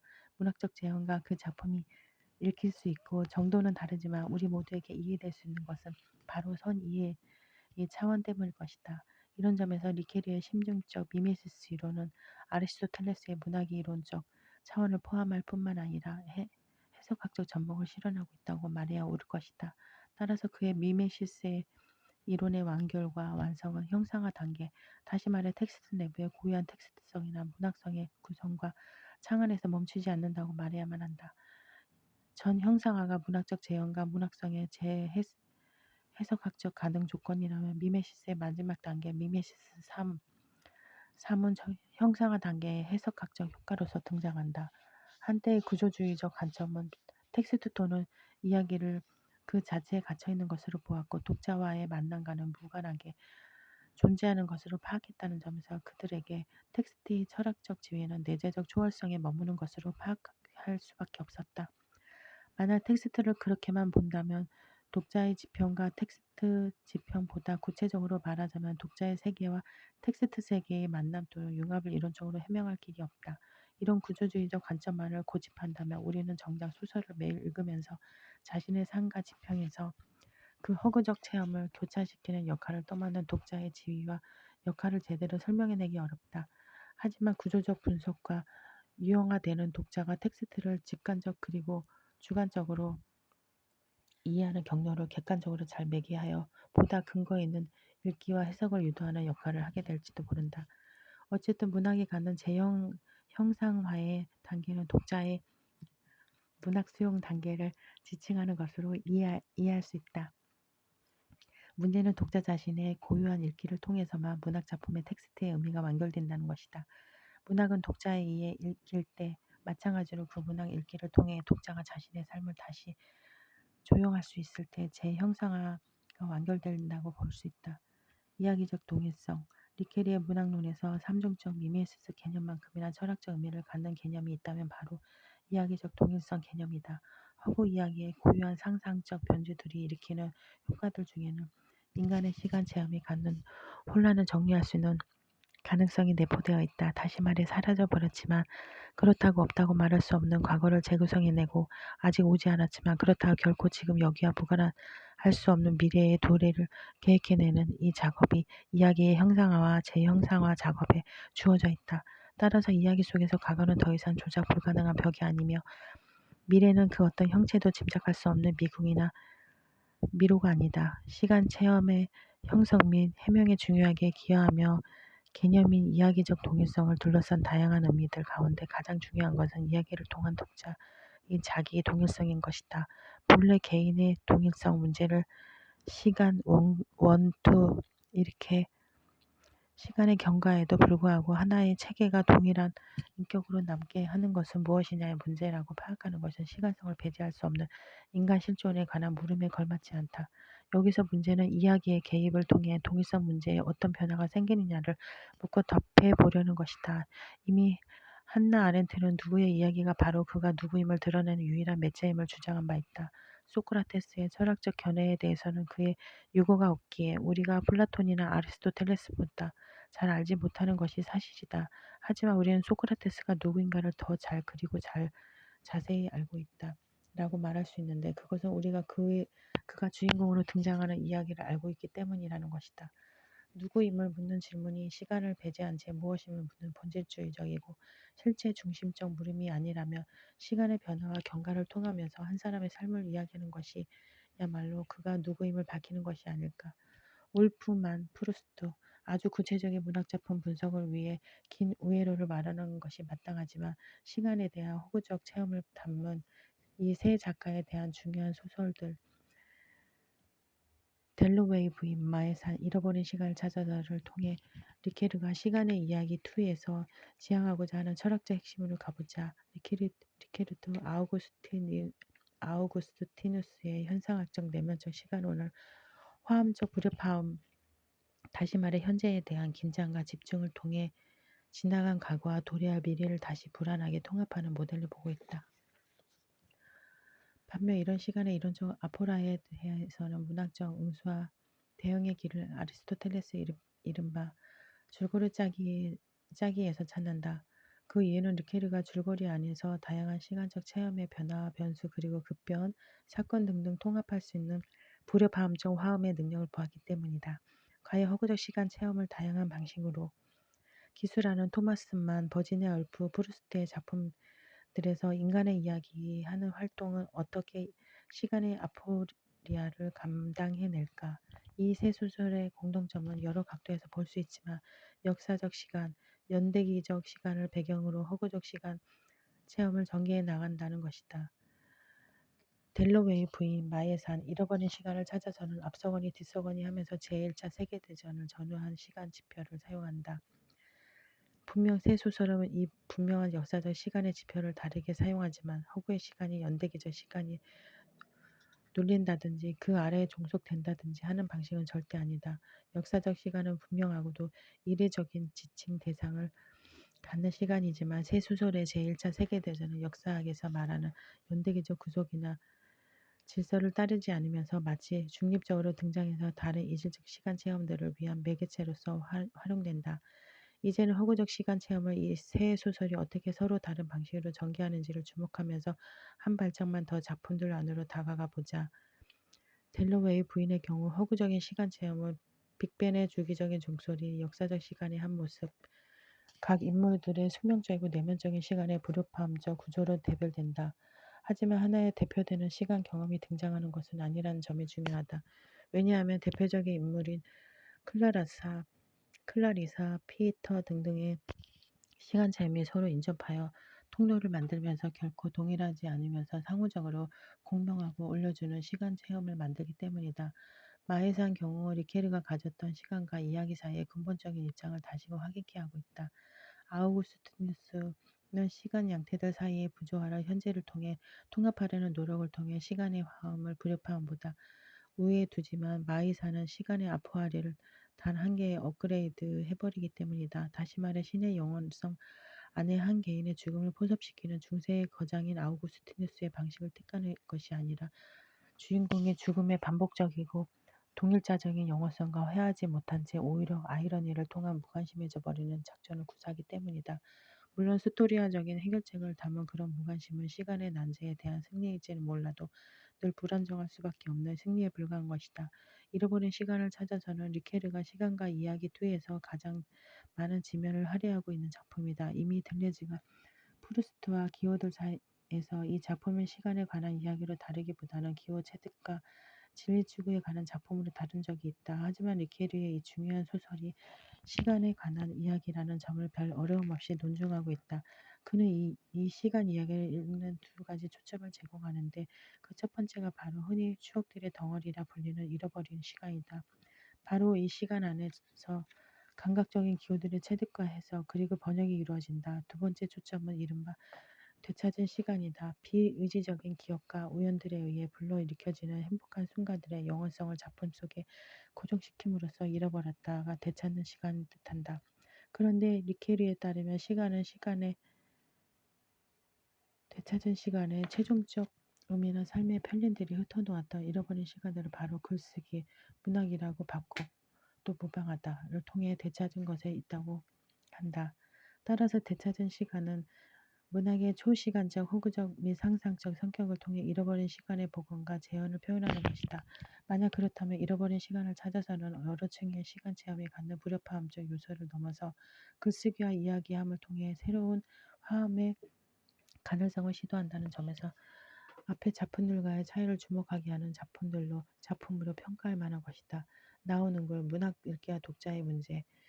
우리는 앞에서 언어와 실제에 대한 관심과 천착이라는 보다 상위의 관점에서 리케리의 문학론을 살핀다면 더 잘 이해할 수 있다는 하나의 작업 가설을 제시한 바 있다. 상징 언어나 운요적 문장, 이야기를 담고 있는 텍스트 등 이 모두는 언어라고 하는 전체적인 현상을 이루는 중요한 요소와 같은 것이다. 이런 중요한 언어의 알맹이들에 대한 리케리의 분석을 가로지르다 보면 리케르가 언어에 대해 갖는 근본적인 통찰을 엿보게 된다.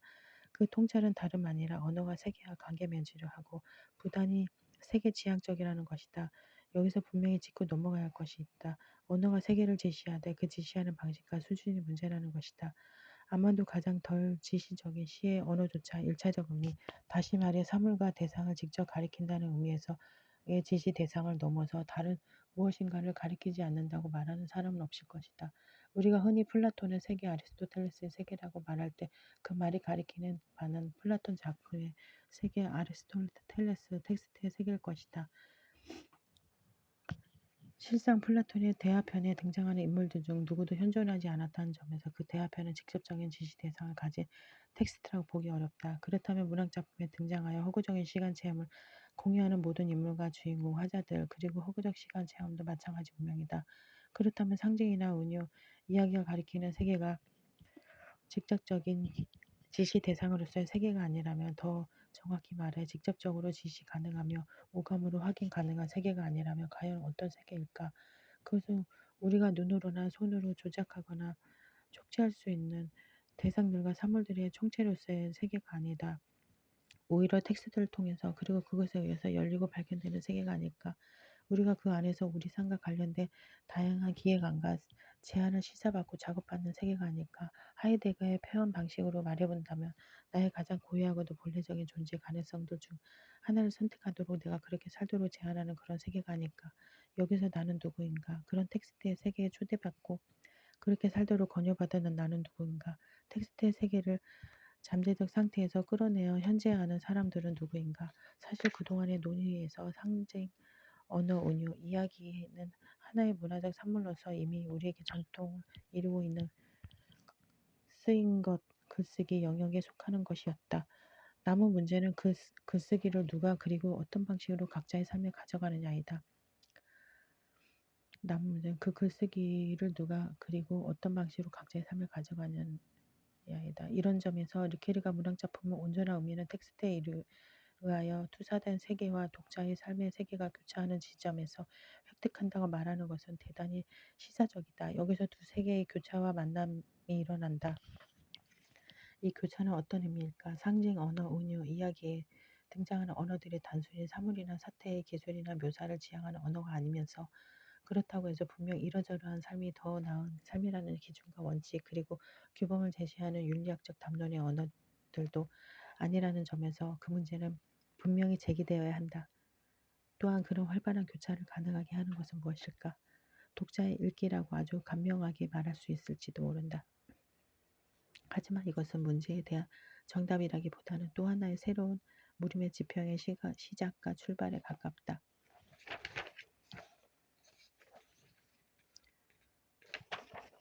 후기 구조의 해체주의 그 주변 들레즈의 문학론 들레즈 문학 비평의 핵심적 작업을 꼽자면 프루스트론과 카프카론이다. 이 두 가지는 들레즈가 평생 해온 작업의 구현으로서 각각 사회의 해방과 욕망의 해방을 누린다.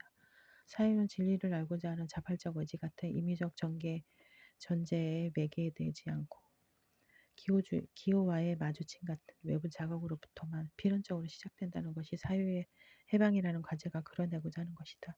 욕망의 해방은 오이디푸스적인 시니피앙에 매개되는 과정을 욕망의 억압으로 이해하고 이 매개되신 욕망의 직접적 표현 가능성을 모색하는 작업이다. 그런데 들레즈의 바탕에 놓인 스피노자적 배경에 따르면 기호는 비진리의 영역의 표현은 진리의 영역에 속한다.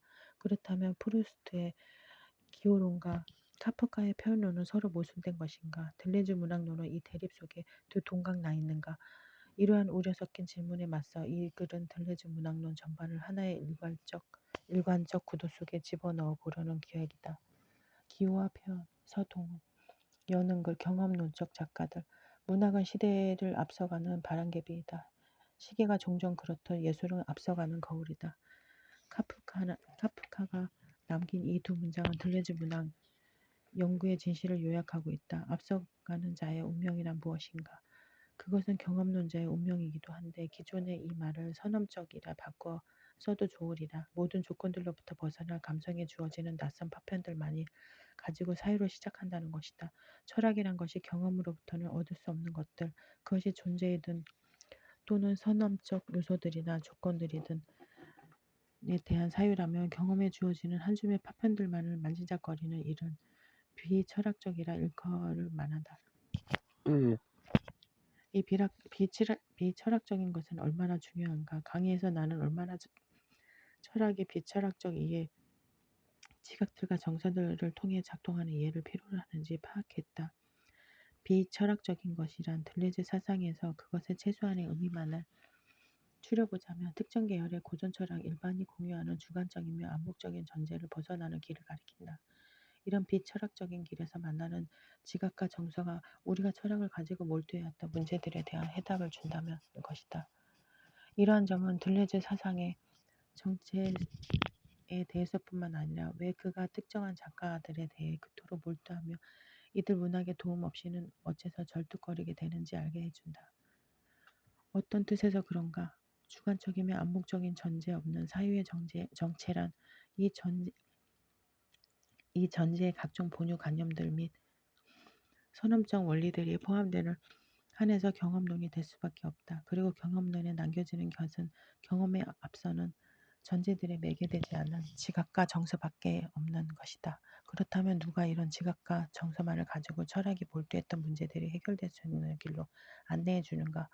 그들이 바로 들레즈가 자기 책의 수많은 페이지들을 할애한 프루투스와 카프가 같은 카프카 같은 예술가들이 프루투스를 이렇게 이야기한다. 이제 나는 진리의 이성적이고 분석적인 표현이 아닌 표식들만을 중요시하게 되었다. 나는 말을 해석할 때도 당황했을 때 얼굴이 벌겋게 달아오르는 것을 해석하거나 혹은 갑작스레 밀려온 침묵을 해석할 때와 마찬가지로 접근하였다. 그렇게 하지 않으면 말 자체는 나에게 아무것도 가르쳐 주지 않았다.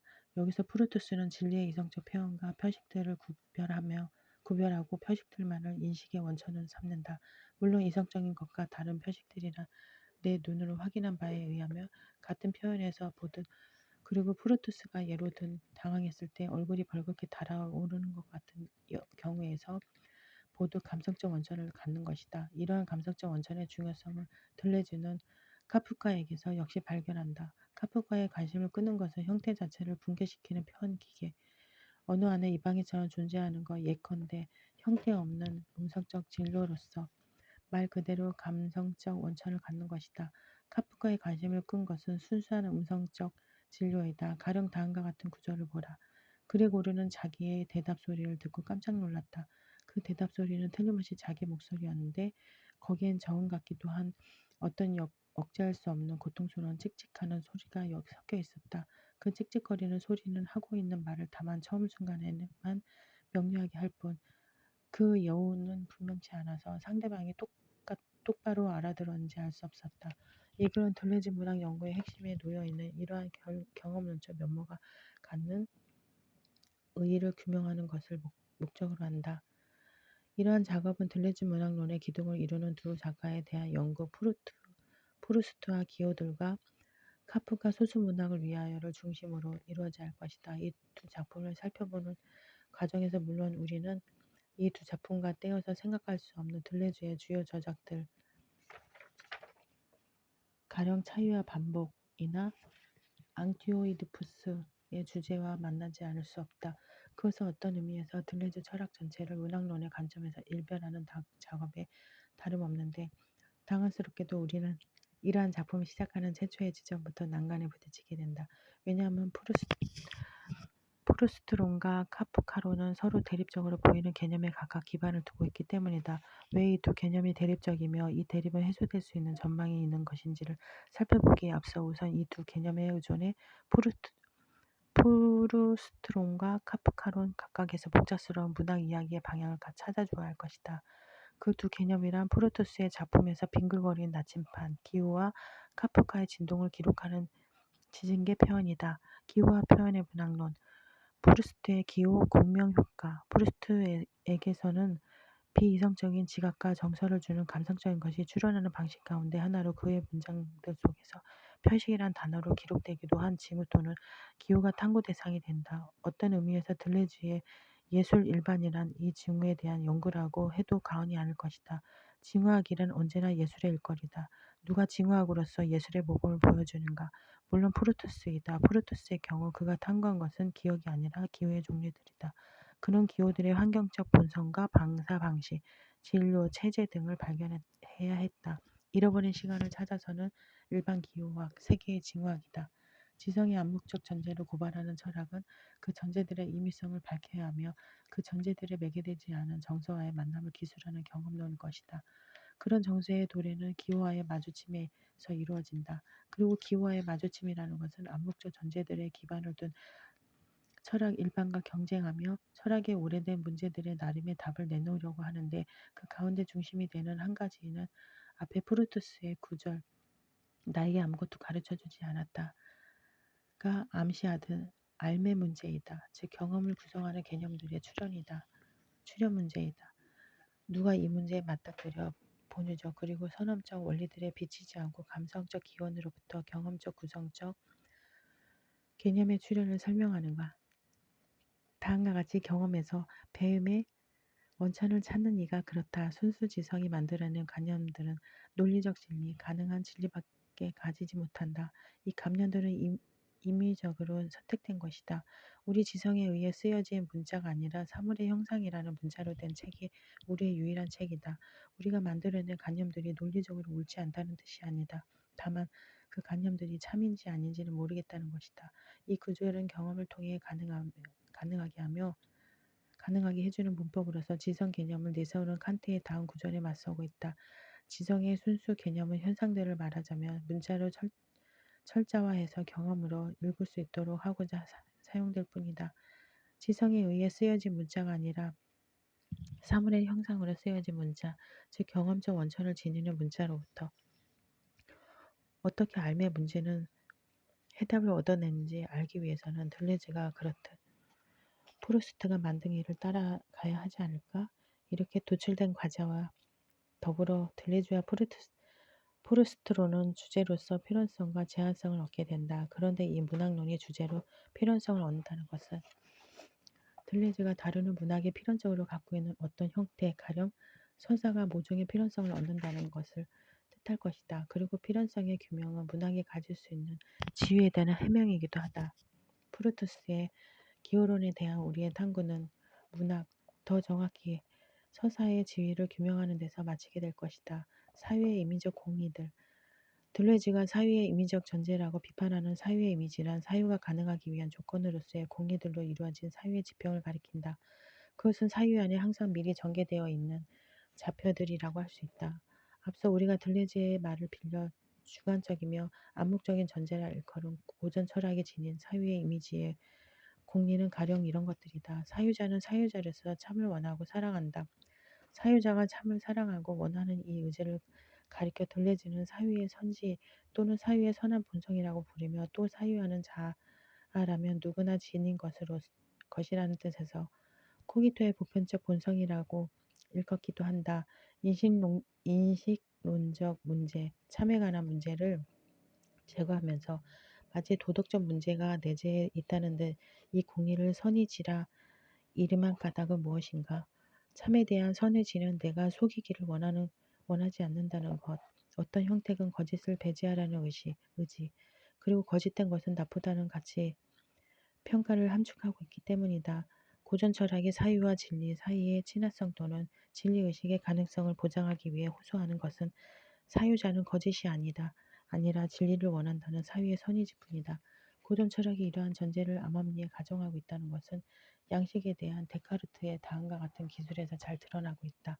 양식은 세상에서 가장 공평하게 분배되어 있는 것이다.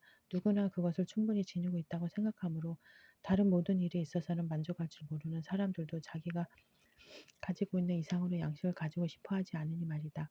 이것은 잘 판단하고 참된 것을 거짓된 것으로부터 가려내는 능력, 바로 양식 혹은 이성이라 일컬어지는 것이 모든 사람에게 있어서 나면서부터 평등함을 보여주는 것이다. 여기서 데카르트는 진리 인식이 가능하기 위한 근본 전제로서 모든 사람이 참된 것을 거짓으로부터 가려내는 능력인 양식을 보편적으로 가지고 있다는 것, 즉 들레즈가 선의지라 일컫는 것을 내세운다. 그러나 철학이 가능하기 위한 이 근본적인 전제 자체의 정당성은 철학 안에서 주어지지 않는 것이다. 그리고 이 선의지의 공리가 정당성을 확보하지 못한다면 진리와 선의지 사이의 친화성이란 것도 임의적인 것이 되어버린다. 철학사적 여원을 살피자면 사유가 자연적으로 진리와 친화적이라는 사유의 선의지에 대한 들레즈의 비판은 분명 니체의 뿌리를 두고 있다. 니체는 힘의 의지에서 자발적으로 진리를 원하는 사유의 선의지에 대한 이렇게 의혹을 표명한다. 우리 안에 누가 진리를 발견하고자 원하는가? 사실 우리는 진리를 발견하고자 하는 이 욕구의 기원의 문제를 앞두고 오랫동안 늑장을 부렸다. 우리가 참을 원하고 있다고 인정한다면 왜 참 아닌 것을 원하고 있다고 말 못하는가? 불확실성은 어떤가? 또 우리가 원하고 있는 것이 무지여서는 안 되는 법이라도 있는가? 결국 이 문제는 지금까지 결코 제기된 바 없는 것으로 보인다. 우리가 그것을 살펴보고 검토하고 감히 건드려보는 최초의 사람들이다. 임의성의 혐의에 노출되어 있는 사유의 선의지에 맞서 사유의 필연성을 가능케 해주는 들레즈가 내세우는 것이 기호와의 맞닥뜨림이다. 우리에게 사유하도록 강요하는 또 다른 사물들이 그것에 폭력을 쓰는 사물들, 우연히 맞닥뜨리는 기호들이다. 세계 안에는 우리가 사유하게끔 강요하는 어떤 것이 있다. 그 어떤 것이란 기호다. 기호는 왜 그것과 마주치는 우리에게 사유를 강요하는가? 징후로서의 기호는 그 자체로 정체를 알려오지 않는 것이다. 징후라는 말 자체가 내보여진 형태 안에 그것의 정체가 있지 않음을 암시한다. 의식적 경험과 상관적인 것은 본질이 그 의식적 경험 자체 바깥에 있으므로 사유는 자기에게 주어진 형태인 의식 내재성을 초과하도록 강요되는 것이다. 이런 까닭의 기호는 의식적 사유와 상관적인 경험 대상으로서는 미지의 것으로 출현한다. 이런 기호와의 마주침의 대표적인 예 가운데 하나가 바로 프루스트의 마들렌 체험이다. 기호로서 마들렌의 체험에서 일어나는 일은 무엇인가? 공명 어두운 전조. 마들렌 체험의 분석을 특징짓는 것이 공명 효과이다. 우리는 공명을 비우전적인 이질적인 항들 간의 이웃관계의 조화라고 정의할 수 있다.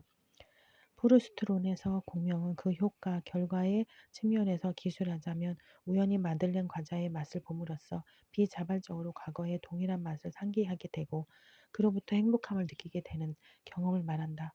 즉 과거의 마들렌 경험과 현재의 마들렌 경험이 병치됨으로써 생기는 행복감의 공명 효과다.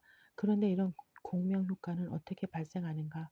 공명 효과의 발생을 설명하는 일이 중요한 까닭은 과거와 현재 사이에 공명이 있다는 사실과 과거의 과거로서의 동일성, 정체성, 현재와의 유사성 및 동일성 등의 개념이 있다는 사실은 서로 공외연적이기 때문이다.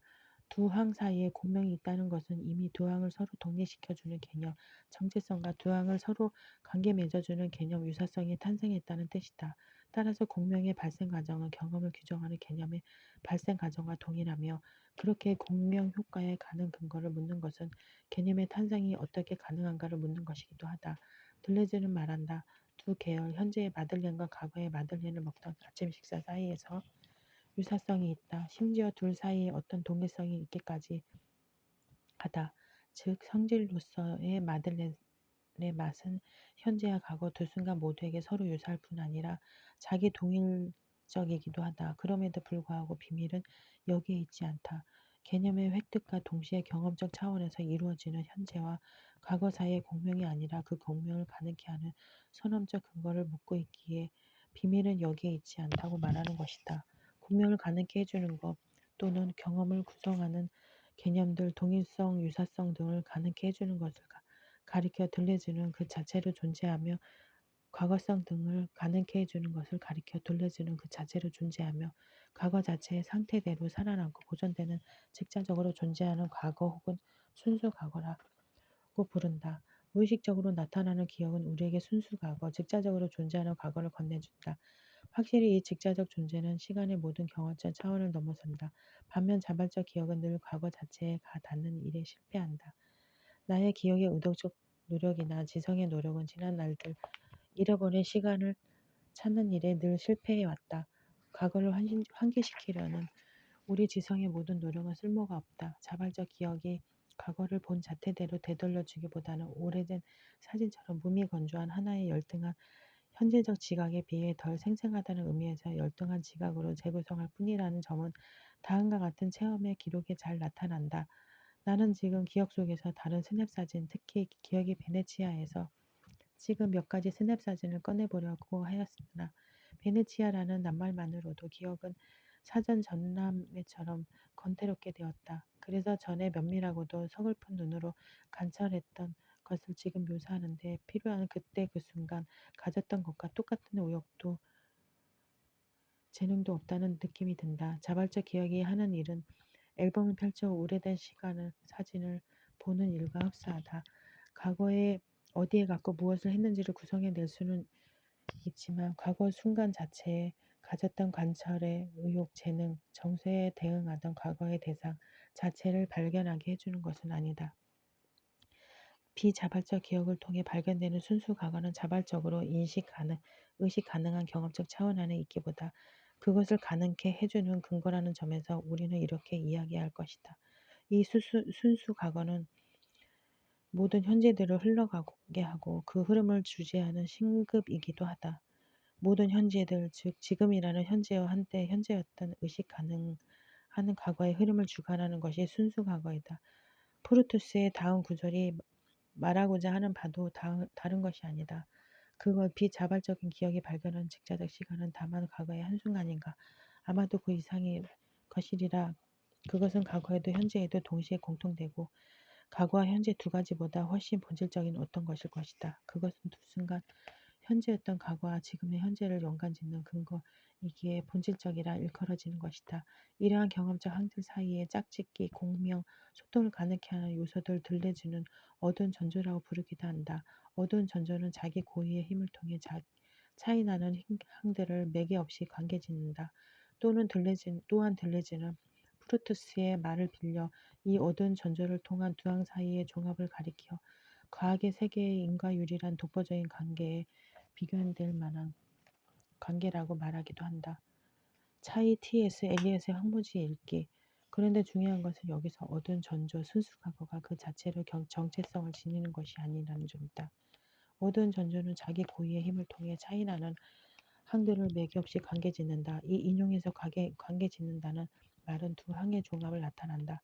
매개 없이라는 표현은 이 종합에서 어두운 전조가 그 자체로 정체성을 지니는 제3항으로서 나머지 두 항을 매개하는 것이 아니라 종합되는 항은 오로지 서로 다른 두 항일 뿐이라는 점을 나타낸다. 요컨대 어두운 전조는 동일성을 지니는 하나의 항이 아니라 차이 자체로서 가능하다는 것이다. 차이 자체로서 기능하는 것이다. 이런 전조는 동음이의어를 통해 예화될 수 있다. 가령 사과 받다라는 말에서 사과는 사과로도 과일의 일종으로도 이해될 수 있다. 동음이의어 사과는 각각 동일성을 지닌 두 개의 기의를 차별화하는 변별화의 수행자, 즉 두 기의를 서로 다른 각자의 동일성을 지닌 것으로 만들어내는 차이 자체이다. 이때 얻은 전조 자체는 자기 동일성을 지니지 않는가? 전조에는 동일성이란 것이 있다. 그러나 이 있음이란 전적으로 미규정적인 상태에 머문다. 자기 동일성을 지닌 것은 두 기의이지 동의의어 자체는 자기 동일성을 지니지 않는다. 그것은 오로지 두 개의 변별적인 자기 동일성을 현실화하는 미규정적 요소로만 이해되어야 한다. 단지 추상적인 반성적 차원에서만 그것의 자체적인 동일성을 부여할 수 있을 것이다. 그 경우의 동일성은 그저 허구적 동일성이다. 모든 전조들은 미리 준비된 어떤 동일성에 근거하지 않으며 특히 원리상 정체의 확립불능이다. 그런데 이 미규정적 동음이의어로부터 두 개의 변별적 동일성이 생산되므로 이 요소는 차이 자체인 것이다. 차이의 차이화, 차이를 만들어내는 자인즉자가 있음에 틀림없다. 이렇게 변별화를 해주는 자가 얻은 전조이다. 그리고 이 차이 자체로부터 두 개의 자기 동일성이 생산된 후 경험적 비교를 통해 두 항 사이에 유사성이 주어질 수 있다. 그렇다면 근본적 층위의 차이로부터 동일성과 유사성 개념이 2차적으로 출현하는 것이라고 말해야 한다. 두 계열이 아무리 유사하다고 해도 그 둘이 공명하는 것은 결코 유사성을 통해서가 아니라 그들의 차이를 통해서이다. 동일성과 유사성은 차이를 만들어내는 자의 결과물 외에 다른 것이 아니다. 차이로서의 전조를 보다 잘 이해할 수 있는 예를 한 가지 더 들어보자. 동일성과 유사성 같은 경험 구성적 개념의 생산자로서 차이, 어두운 전조가 어떻게 가능한지를 잘 보여준 작품이 T.S. 엘리엇의 황무지다. 이 장시의 오구 천둥이 한 말은 다라는 천둥소리의 자궁으로 끝을 맺는다. 우파니샤드에 나오는 이야기의 시적 변형인 이 마지막 부분에서 다는 세 가지 변별적인 말로 사람들에게 들려온다. 다타주라, 다야드랴, 다야드밤 공감하라, 담야타 자지하라. 여기서 다 자체는 자기 동일성을 가지고 있는가? 누구도 다라는 말 자체의 정체를 천둥의 말소리로서 확인하지 않는 것. 그것 자체는 정체성이 있는 것이 아니라 오로지 다타 다야드밤, 담야타라는 세 단어의 변별적인 자기 동일성을 출현시키는 생산적 요소이다. 물론 이 요소는 다는 변별적인 차이나는 세 개의 동일성을 산출하므로 차이 자체 외에 다른 것으로 이해될 수 없다. 이렇게 각각의 동일성이 산출된 후 단어들은 유사한 두 음을 가진 단어들로 서로 유사관계에 들어선다.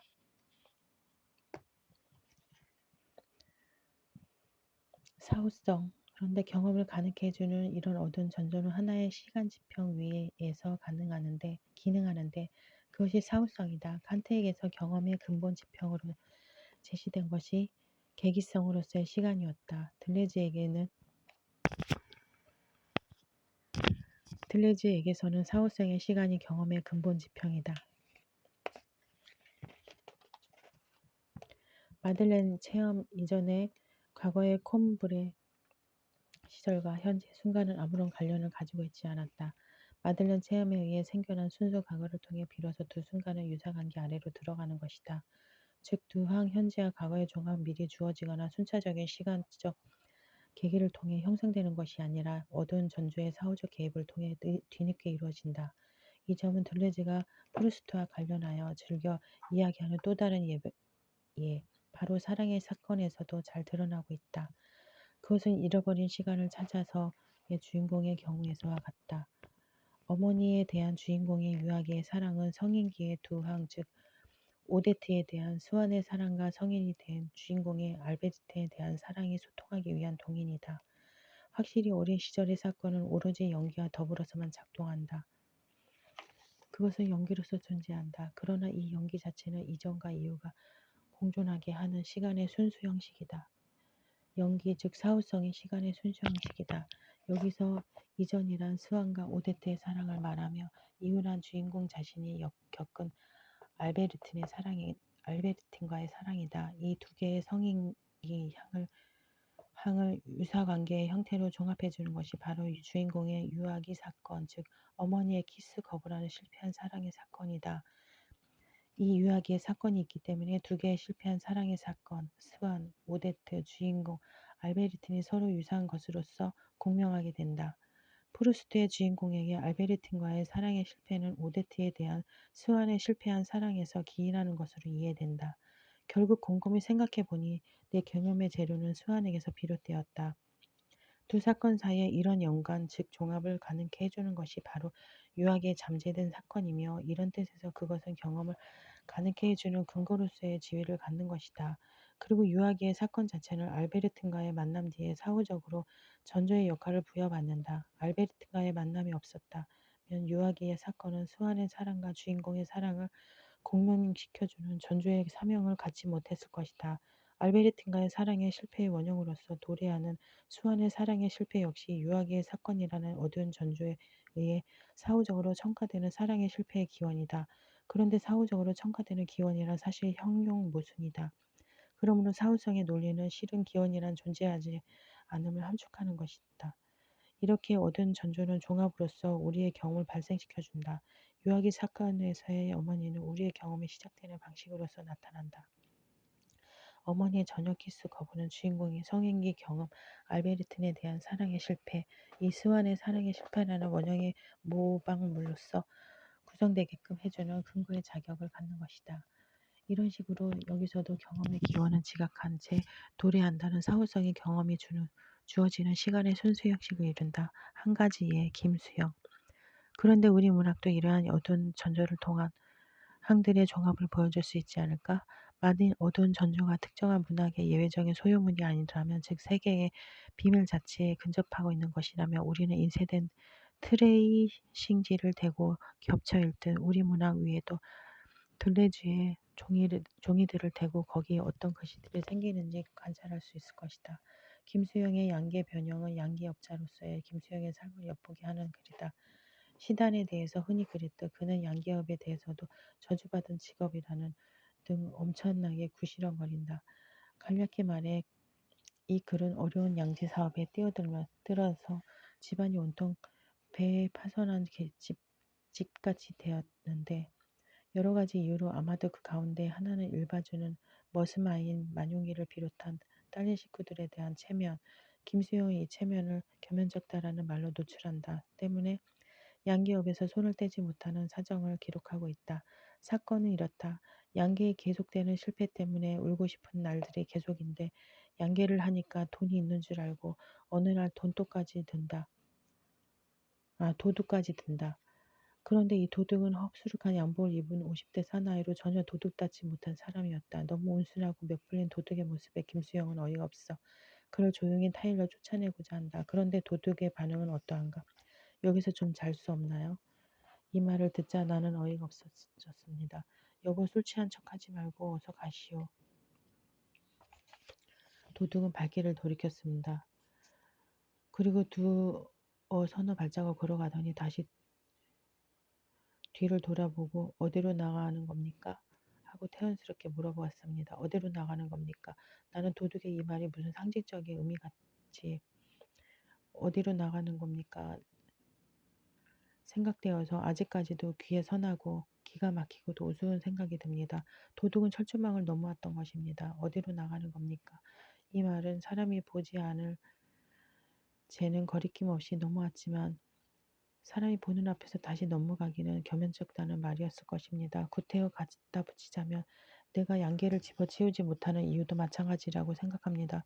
장면을 바꿔 생각한다면 도둑은 나고 나는 만용이입니다.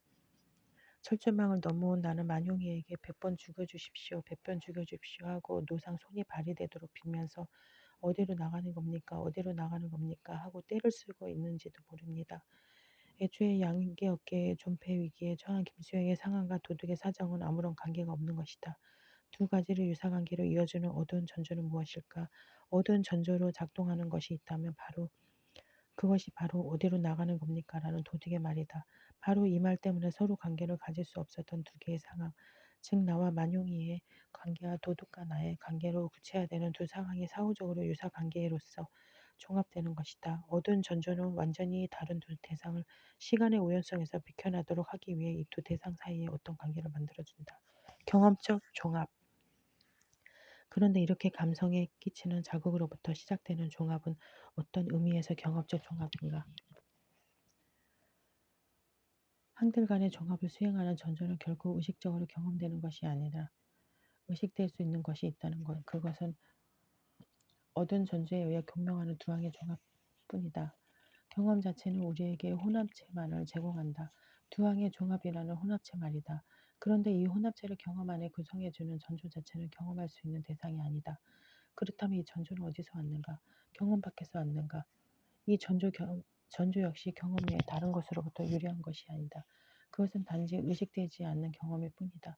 이러한 전조의 위상을 한 가지 예를 통해 이해해 볼 수 있다. 내가 초록이라는 색을 의식적으로 경험할 때 실제로 경험하고 있는 것은 파랑과 노랑이다.